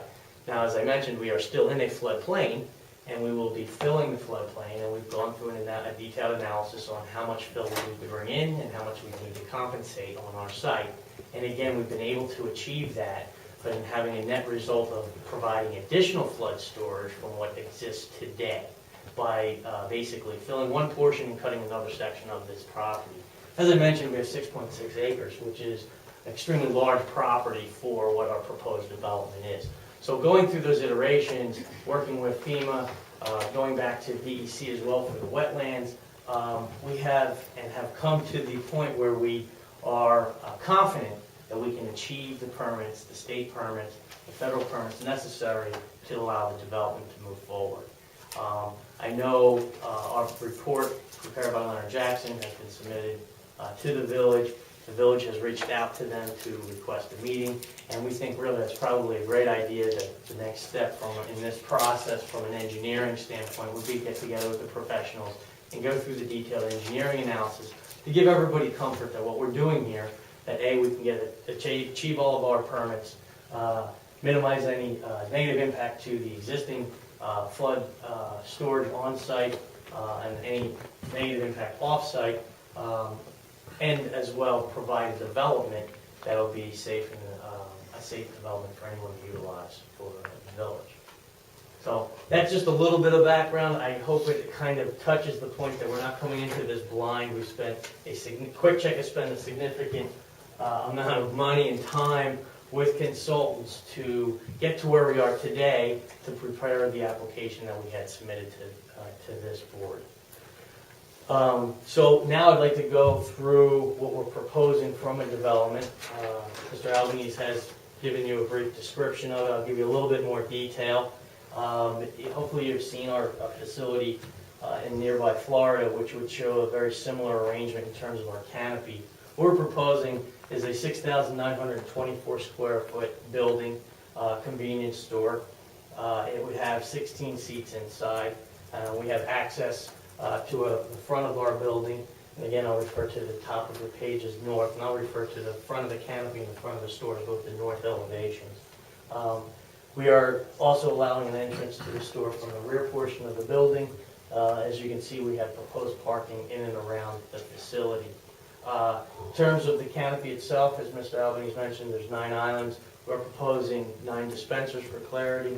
We will also have 2 of those dispensers providing diesel, low-flow diesel to vehicles that would require that product. We are proposing 4 underground storage tanks along the western property, or western side. How many tanks? 4 underground storage tanks.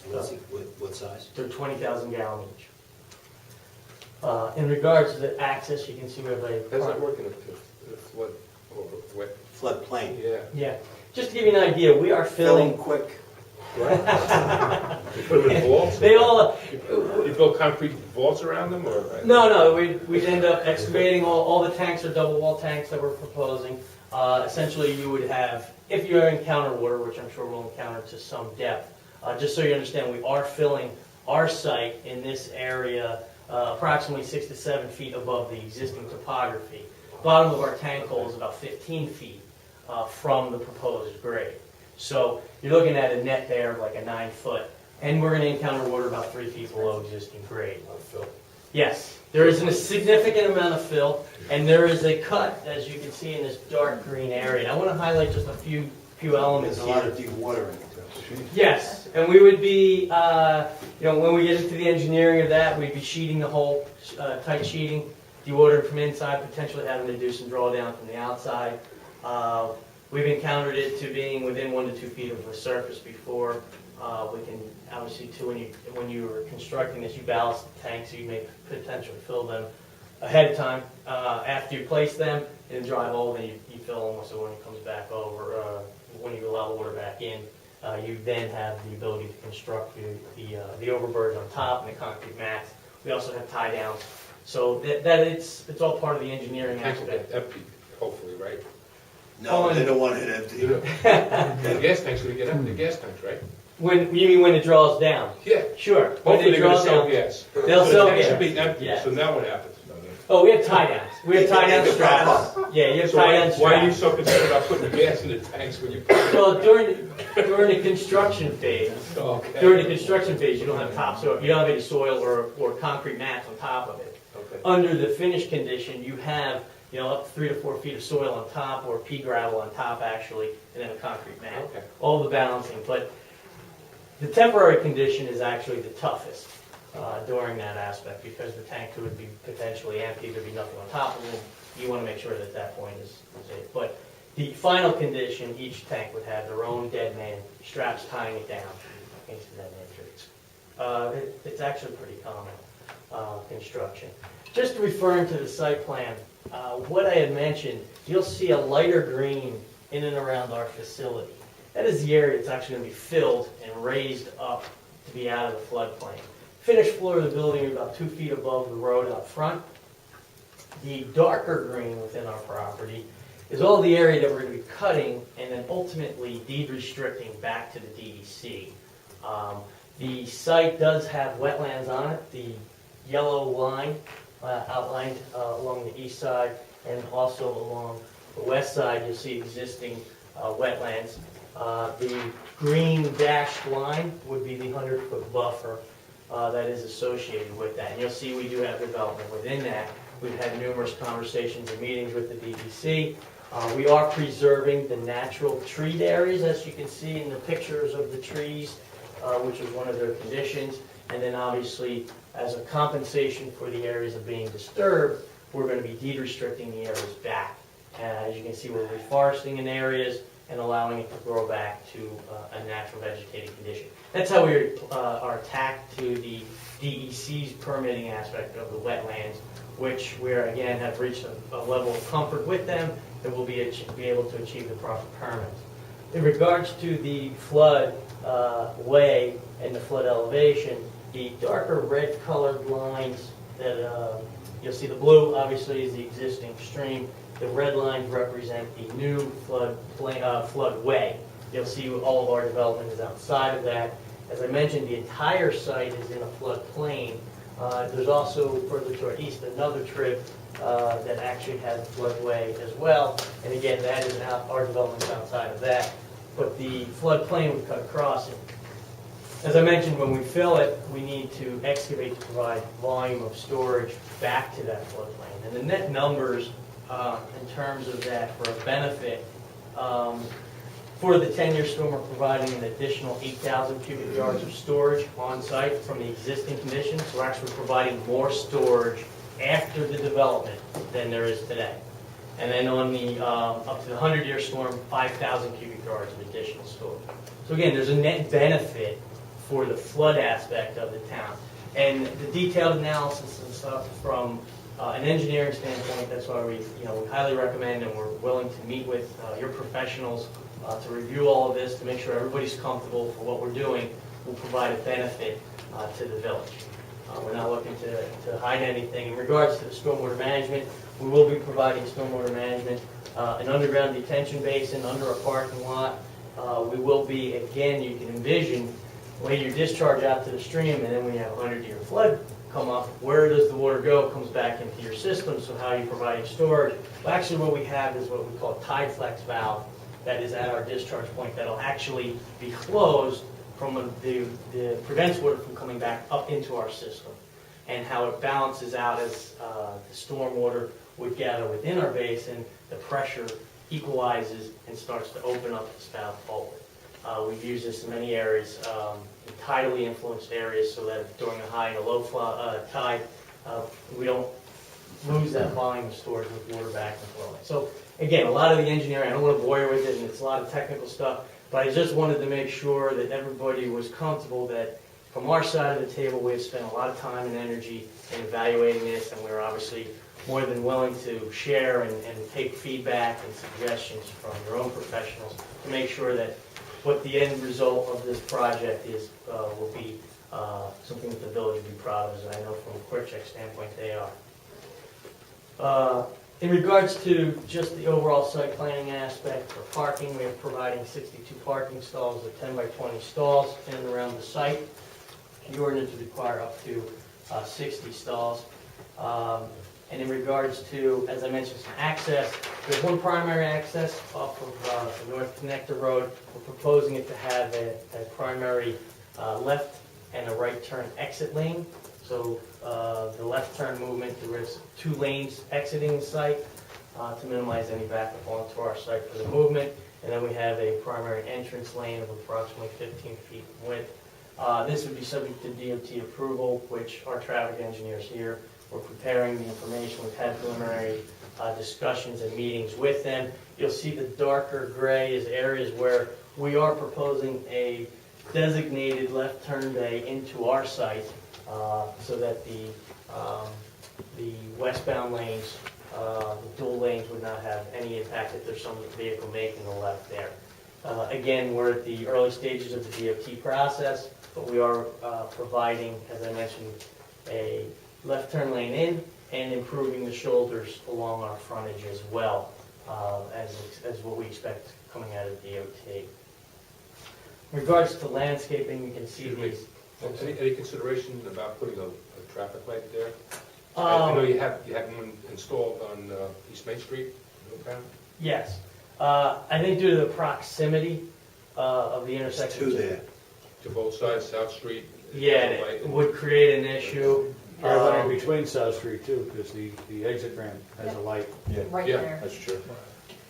So, Actually, there's three. Yeah, South Street, the exit ramp, and then goes out. My guess is the DOT wouldn't let you put another one. Right. 4 or 5. Well, it's just there's a lot of traffic on the road now. It's just what we need to be like. Tower on top of it. Cell tower. Yeah, put a south tower in. Okay. And a canopy. From, And a canopy. just real briefly, from an operational standpoint, as Mr. Albanese mentioned, we anticipate to operate 24/7. He had mentioned 30 to 35 employees. We expect probably a maximum of about 8 per shift. As I mentioned, the 62 parking stalls proposed are more than sufficient for this type of development, or what we expect here. We do anticipate deliveries to the store and for the site for gasoline, as well as to the store. We have loading area designated adjacent to the east side of the building for our store deliveries. We anticipate our deliveries for the store and tractor trailers be between 9 to 10 tractor trailers per week. And in regards to additional deliveries to the store itself, we have box trucks that would bring the bread and the chips and things to that nature, which could be 2 to 3 additional deliveries per day. But again, they're smaller trucks and they can utilize an existing parking stall as well. We also have a trash enclosure at the rear of the facility. It's a masonry structure, landscaped around it to minimize its visibility. We have our recycling and a shed back there for the maintenance equipment for the site itself. There's no car wash. No car wash. I was waiting to ask that one. I was going to ask that. I was waiting. Sorry. That's all right, that's all right. Car wash. The only one I've seen is done 211. In terms of lighting, we have site lighting in and around the facility as well. We anticipate using or as shown in our design, the LED fixtures, energy efficient fixtures for both our yard lights, our canopy lights, and our soffit lights. Quick Check's looking to go green and to do their part as well in terms of the LED fixtures. We have signage in regards to the building and on our canopy, as well as a freestanding ID sign up by our driveway and one towards the rear of our building. I would like to just show the elevations.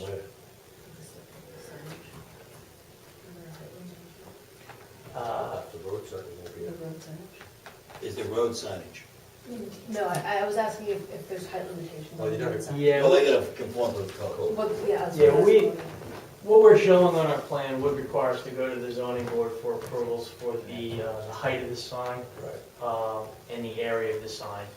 And I believe the illumination as well. So, I mean, we're going to be anticipating going to that, and that'll be, like I said, if we take care of that, we'll be back here. So, but I just wanted to let the board know where we had them anticipated, obviously up along our frontage, signs at the canopy as well. And along the front, as I mentioned, we also have a rear entrance into the building, so we have a sign there. That's what the elevations show as well. This being the top elevation, being the primary entrance, the word Quick Check that is internally illuminated, the 2 sides. This architecture too, you may have seen this in our facilities as well in Middletown, right? 211? Florida, it looks like a star in Florida as well.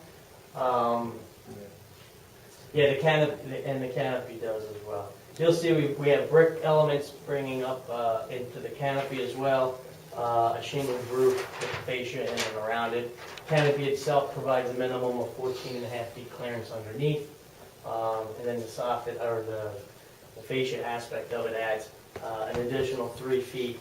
In this case, with the shingles, again, it gets a little bolder, coming up another 2.5 to 3 feet in that area.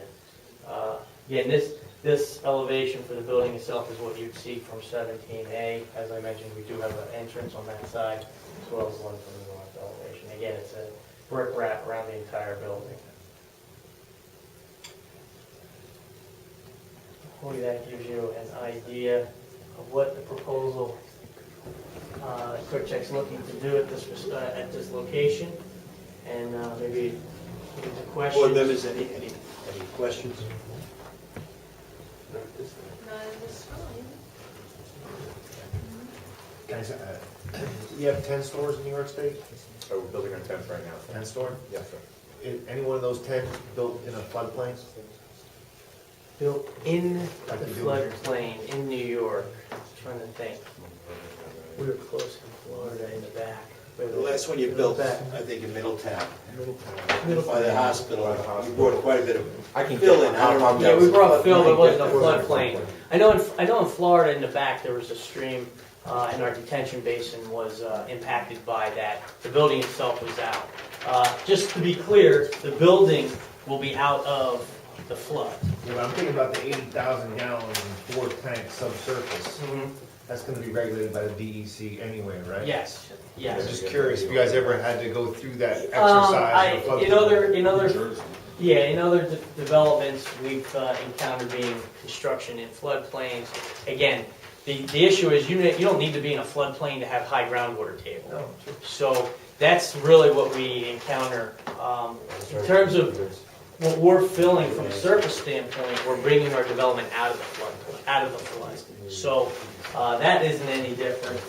But we do encounter numerous in other developments, not in the ones in New York that I can recall that impacted directly to the tanks. But again, in this case, we expect to see the water table based on where we're filling and where we're coming back toward the bottom of our excavation, be the bottom about halfway of that 15-foot cut. The planning board is the permitting agency for a floodplain development permit in the village of Goshen, so they'll have to see the engineering pieces of it. Where is the DEC involved in this so far, in this process? We've submitted, in terms of our impact to the wetlands buffers. We've gotten, actually, today, we got a call from them looking for our SWEP design, which we'll provide to them.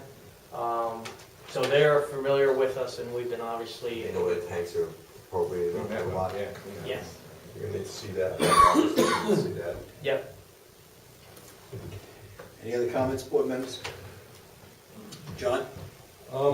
Just briefly, we provided comments, we sent those over to the attorney.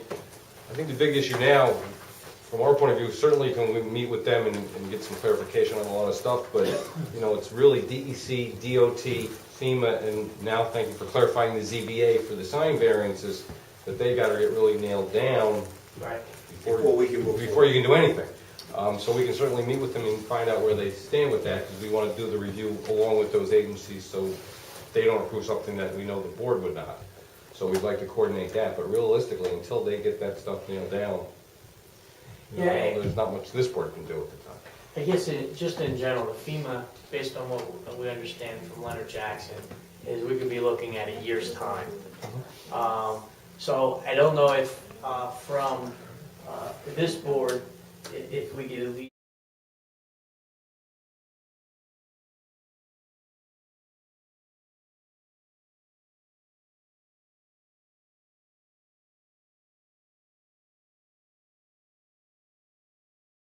agreed. Can't act until we are a long way away from obtaining all those outside agency approvals. What are you looking for?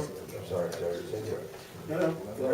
So, review, you said you're here tonight in front of the board to see what this board feels about the site plan layout in general, and our opinion upon. Yeah, what the proposal is. Yeah, full-blown presentation. Yeah, just to get the idea of what we're bringing to that, and as we go through the engineering aspects, obviously make sure that we're addressing any concern that the village has. I would think since it requires coordinated review under secret, issuing a notice of intent to be lead agency would be in order as well. Tonight? Tonight, sure. Yep.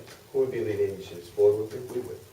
Yeah, not state education. No. Village of Goshen. And not quick one. Wouldn't the world be a simpler place if the private did that? Okay. Something was mentioned with the zoning board of appeals, with signs. We have to refer them, Michael? They can go directly, but if you want to send a letter, we can do that too. Board members, lead agency. So I would move that. Do I have a motion from Elaine? Do I have a second? Second. All those in favor? Aye. Okay. Thank you. I think we've accomplished more than DEC has tonight. And you want me to send a letter to the zoning board telling them you're gonna apply now or later? Yeah, we would like to go to make sure that we clear all those items up as well as early as possible. What's your anticipated timeframe? We would love I have to go to Middletown for a couple of if we had, I like hearing that. if it was up to us, we would have this thing open before October. But unfortunately, as I mentioned, the FEMA aspect is potentially 12 months. The DOT aspect is potentially, there is part of a dedication aspect and some mapping things that they take 12 plus months. We have hired expediters at the state level to try to help push DOT with the process. As I mentioned, we've been working up here for the last 4+ years trying to get 10 locations up, and the DOT has really been a slowdown in our development. And we have hired, like I mentioned, expediters to help push that aspect. But we're willing and able to provide. We want to do what is right, and we're not trying to cut any corners in any aspect of it. We just wish people And go on just later. help move things along. Those 12 months, is that concurrent or contiguous? Yes, no, fortunately, the FEMA and the DOT will work concurrently, but realistically, this is probably going to be more of potentially a 2013 construction project. Ideally, I know someone behind me really wants this to be 2012, but it really depends on DOT. What are the DOT issues right now, as you see them? Chuck, you want to? Yeah, sure. I'll be great. Good evening, my name is Charles Olivo. I'm a principal with Stonefield Engineering and Design. I've worked with QuickCheck for about 4 to 5 years now on their program both in New Jersey and New York. And again, just to be brief, the proposed improvements are along the North Connector Road, which any access permitting along this roadway is under the jurisdiction of the New York State Department of Transportation. That's correct. What the proposal entails is to actually push the North Connector Road towards the site to widen the asphalt section to allow for a left turn bay to be striped in, to essentially allow 2 lanes of traffic to continue moving in a westerly direction without any impedance to that flow. Sometimes you'll find that you have a shared left through lane, and what happens is when there's someone who's waiting to make a left turn, that person who wants to go through either needs to make a quick bypass movement or quite frankly stays there and waits for that person to accept the gap in traffic and move into the site. So the improvements are a widening of the asphalt section. In addition, if you notice the heavy black line here, there's some jagged points in it, and that's the actual right-of-way line. Typically you'll note around a 10-foot difference between the edge of pavement and the actual right-of-way. That allows for snow storage, allows for utility line locations, and things of that nature. So what the department is doing, fortunately or unfortunately, is trying to clean up the right-of-way lines along its roadways, and that requires a land donation process that is extremely time-intensive, that must go through the Attorney General's office, and that adds a significant amount of time. And what they found is that when they asked for developers to donate land, those developers weren't going through the process. They build their stores, they open them up, and there was no dedication of property. So to put some teeth to the donation, the department is requiring that the donation be complete and certified before you can actually open the doors and receive a highway work permit. So unfortunately, that hurts applicants like QuickCheck that have gone through the process in almost all of their 10 sites in New York, but it helps the DOT with developers that aren't doing their due diligence along that line. So the improvement is not insignificant in that left turn lane is important for the flow of traffic on the connector road, but it is what is adding somewhat of a significant amount of time to the approval process. Okay. Any other questions, Dr. Allen? Any other comments, board members, questions? Okay. Right now. Michael? Back to the ZBA thing, one moment. It's gonna have to go to the county, and technically, it has to go to the county from both the zoning board and the planning board. Do you want to make that referral and have the paperwork indicated that both boards wanna see the report? That's issue number one. I think that would be the preferred course to get that report that way. Board members, I recommend. The second is unlike a number of other variances, the variance in this case is not a type 2 action under SECRE. You want me to tell the zoning board that we see no reason why they can't segment that out and do uncoordinated review for the variance? Otherwise, they gotta wait until SECRE is closed out. I think that makes sense, so I'll put that in the So letter. you want them to be uncoordinated? Well, their piece, they can segment out. Segment's okay when it's permissible, when it's permissible. Well, they won't get away with anything in the planning board as long as you're here, Michael. All right, well, I'll tell Dave. That's what I'm getting at. All right, I'll do that, I'll mention that. So 2012? Let's hope, let's hope. Would, just a question, the public hearing aspect, would we have to wait for FEMA and DOT to come back for that, or is that something that? No, I think when you have It some would of be the on your own- engineering issues worked out, your own risk. and you're ready to do a... No, we're good with that, I just wanted to make sure. Okay. We'll make sure that all the seats are taken. I don't think anybody lives in there, so you don't have to worry about that. Oh, you'll have comments. Definitely have Well, you had a little sampling. There is a of the public requirement under the hearing. ordinance for what we call an adjoiner notice between the first and second meeting. I'll send you a letter, prepare the notice, you just have to mail it to the adjoining property. There aren't that many.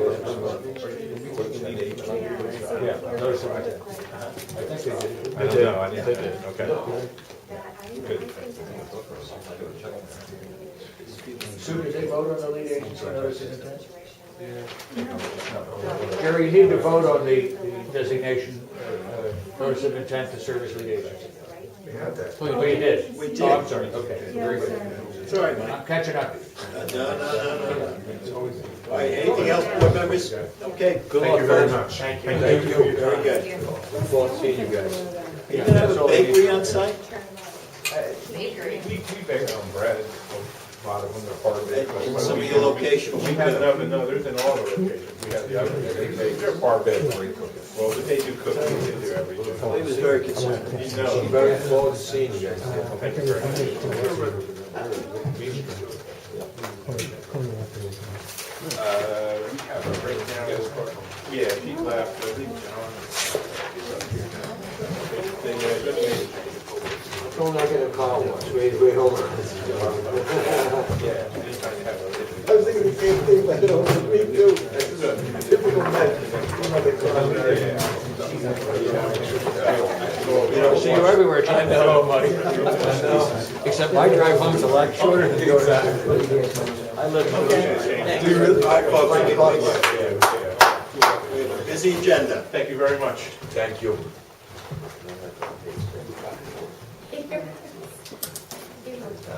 Old York, proposed 14-lot subdivision.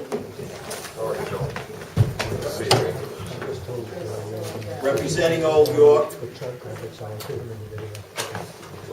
Steve Esposito? So, Steve, very good.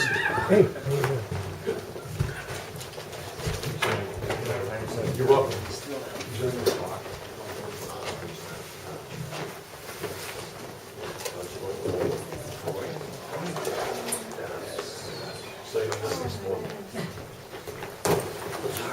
Hey, good check, and almost grocery store?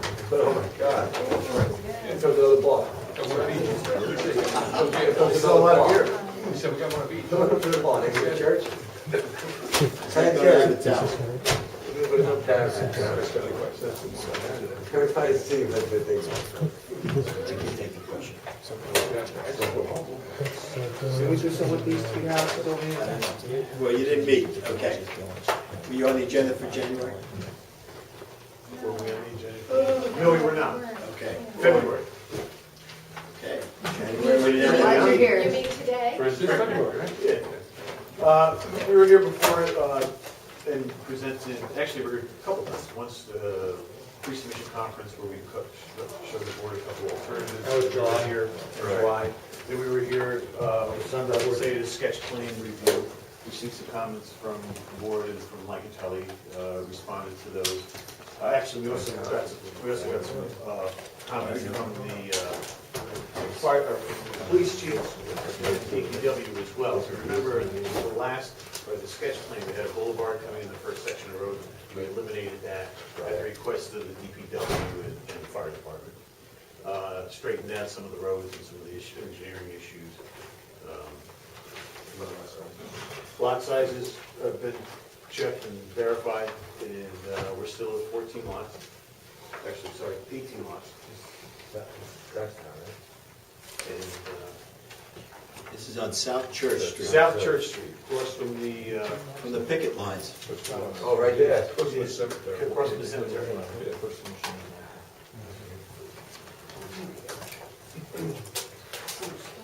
We did, John actually forwarded me a copy of the Blanket Telly's comments. Most of there are two parts. One are from the review of the site plans and subdivision plans, and one was for the SWIP, the Stormwater Emission Prevention Plan. Most of the stuff on the subdivision, or mostly bookkeeping for the most part. There is one comment that I would like to just run through the board, with the board, because it has to do with sidewalks and landscaping and streetscape. And right now, what's proposed is, we discussed last time, I think the board was interested in seeing sidewalks on both sides of the street. I'm assuming that's still the desire of the board. That was you, Elaine, right? Well, I wanted sidewalks. That was yours, I don't sidewalks? remember a discussion on both sides. Wait a minute. Don't put words in my mouth. I'm not, I did. Oh, you did, okay. Show me where the sidewalks are. Right on the, if you look, the first sheet is probably the easiest to see, and it's just that gray area right along. All right, so they're on both sides of the road. And then the comment was, and I guess, legitimate comment was, one, do we want to have them on both sides of the road just in terms of impervious surface? The applicant is happy to do either one. And then right now, their sidewalks are butted up against the curb, and the question is, do you want to have that type of arrangement or a grass strip in between? I prefer a grass strip, but I'm not the planning board. I'm sorry. The curbs are, if you look at curb sidewalk, so it's almost. You want the curb butted to the sidewalk? Excuse me? Well, that's what's being proposed right now. The comment is would the board prefer to see a grass strip? Right, so, for this time of year, it'd be tough to walk on the sidewalks. That kind of grass strip. Right? Yeah, no, I agree. I mean, I think both points are legitimate. Do you need sidewalks on both sides? Again, it's extra, it's not that I don't mind saving the applicant money, but again, it's more impervious area. And do you actually use them on that interior loop, and it's a maintenance issue. The second one is, realistically, it's a safety issue, having the sidewalks that close to the road, and also for this time of year, winter storage plows throwing snow up on those sidewalks. Typically, a lot of our municipalities have now moved the sidewalk away from the curb, so there's like a 4-foot gap. Some people put the underground utilities in there, sometimes they put street trees in there, but it gives it a nice break. And it's more of a safety issue from our point of view. You can also put hydrants in that area as well. So that's what we bring to the board, and you may want to just, again, it's early in the process, but you may want to consider either one of those options. Any comments, board members? Yeah, no, I'm in favor of the grass strip, and I don't think that you need the sidewalks on both sides of the road. I don't know what everybody else. The only dilemma you have, what do you do with the interior 5 houses, 14 through 18? Cross the sidewalks? They cross the street. They cross the street. To Cross walk. the street? Yeah.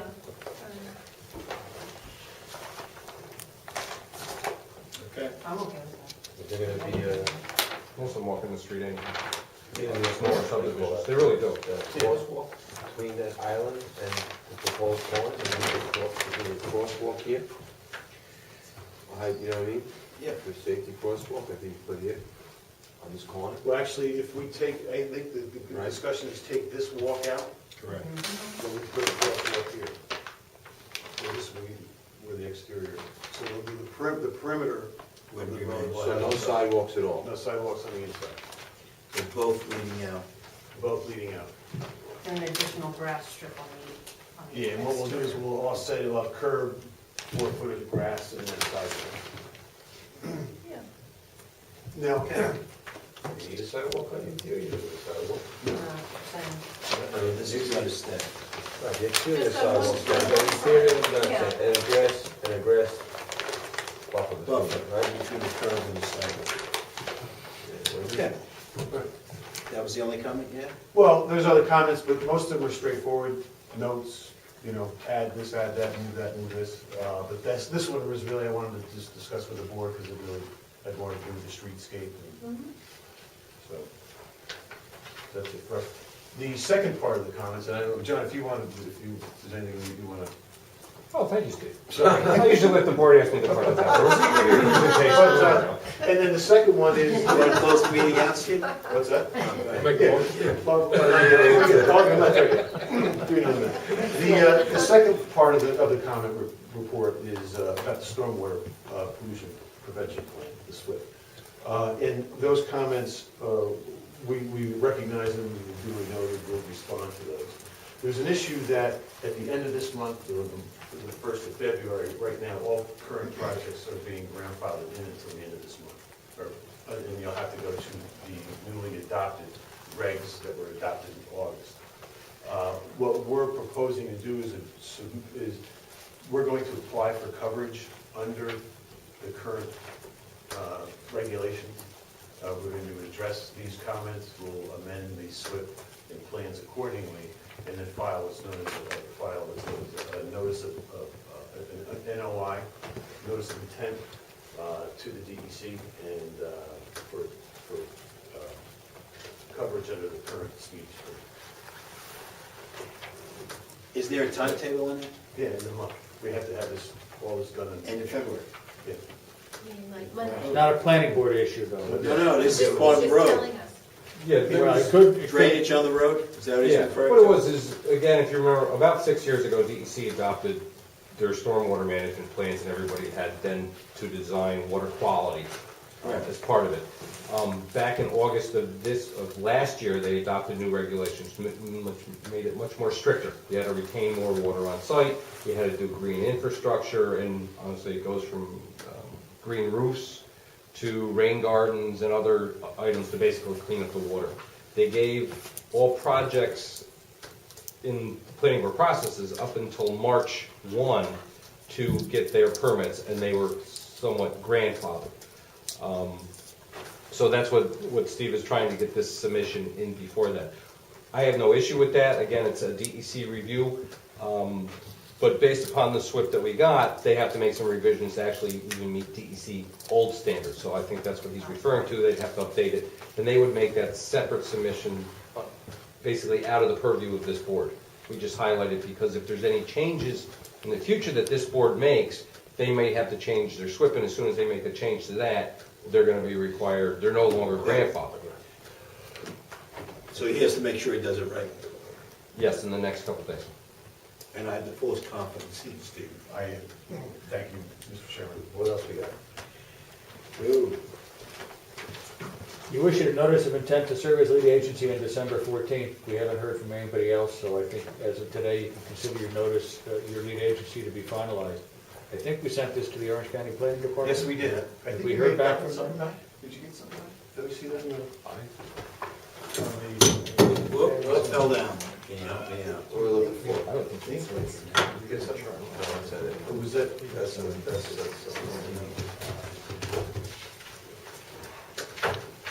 I don't know. See comments from OC Department of Planning. Do you have something there or no? Or maybe they didn't want to. Well, we I can don't find out ever about see that. anything. Steve, do you think we have something? Well, it's listed on the agenda. It's on the agenda. That's the only thing I haven't seen, so I don't know. Oh, it's on the agenda. So it exists, okay. Well, beyond that, until the engineering issues are at the point where John can recommend that a negative declaration, I don't think we can schedule a hearing. So I think we did the joiner notice, right? Teddy has. Okay. So other than the negative declaration and public hearing, As far as we can go. right? So the wireless. Hopefully by next month we can do that. And this one. So you, I'm sorry, negative? We can't schedule a public hearing on a subdivision until you've closed out secret, and that would require either issuance of a negative declaration, or I'm not suggesting here, an environmental impact statement. I don't think with the issues, unless I'm wrong, that we're ready for a negative declaration yet. I don't think we're far away with others. We're not there yet. You agree too, I believe, right? I mean, It's here. unless you disagree. And most of the comments, I think with the exception of the SWIP, are, the comments, the technical comments to the drainage report and are more technical. Most of the ones for the plans are, I don't think that they're environmentally significant issue, or items. Most of them are notes and, crossing your Ts and dotting your Is. So, it's really the pleasure of the board. I mean, if you feel more comfortable waiting until next month, that's fine, but Not to chime in, but I think the drainage is fairly significant. Okay. And I really couldn't recommend doing a neg deck right now. I think you'd run the possibility somebody could easily challenge that with the stormwater still being under something. And we hope it's not Albany. right. Then we'll see you next month. I can't wait. All right. Good luck. Thanks. So there Thank are you. comments about the sidewalk though, Steve. Oh, See yeah, that? Talking about the frontage. Oh, you found the county's letter? Yep. What are they, is it recommendations? Well, there's Is it local? Yeah, there's, let's see. Local determination. All right, so it is local, but then those are Yeah. recommendations. Actually, could we just spend a couple seconds on these? The first one is to accommodate these new village residents, promote safe walking conditions. The applicant should provide full sidewalk within the proposed development as well as along the road frontage on South Street. I just closed my plan.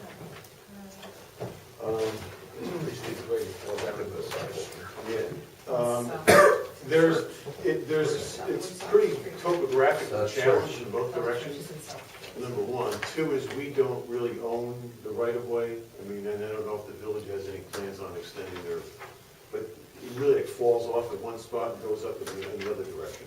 But they're saying, what they were recommending is, Yeah, you talking about?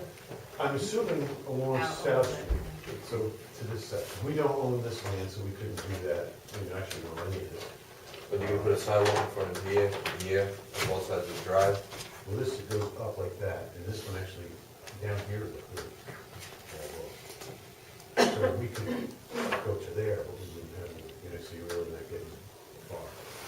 So let's read the second one. There's not enough room for such. Yeah, I know. No? There's not enough room for such. And they want you to put a bus shelter, right? Because reduced school bus service, centrally located bus shelter should be located on South Church Street. Is this the comments? You're gonna do that. Who signed it? Well, Commissioner of Planning, David Church, signed it. There should be another name on the left-hand side. Kate Schmidt is the preparer. Ah, Kate Schmidt. So the question is also... Murray Avenue, another Murray Avenue. Go with Murray Avenue. Oh, and then the applicant should preserve the existing stone wall, which runs parallel to South Church Street. If we don't have to put the sidewalks in, we can preserve the wall. Well, let's talk about that wall. Yeah, you know what, you can get your own copy, right? Let me know that. I just wanted you to read it, I didn't want you to. Yeah, he enjoyed it. Whoa, whoa. Buddy. So what do we say about the negative declaration? There's no negative there. There is no negative. Oh, you turned around and size. Yeah, no, the wall is actually, if you look at the second sheet, you can see. Is the wall it? Yeah, it's right along the property, which, obviously we're going to have to come in before we come in with, the entrance. We're looking to maintain the stone wall. Yeah. They do that in Walkill. Yeah.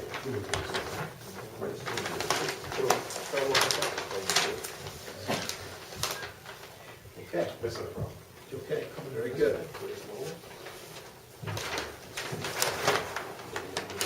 Ted?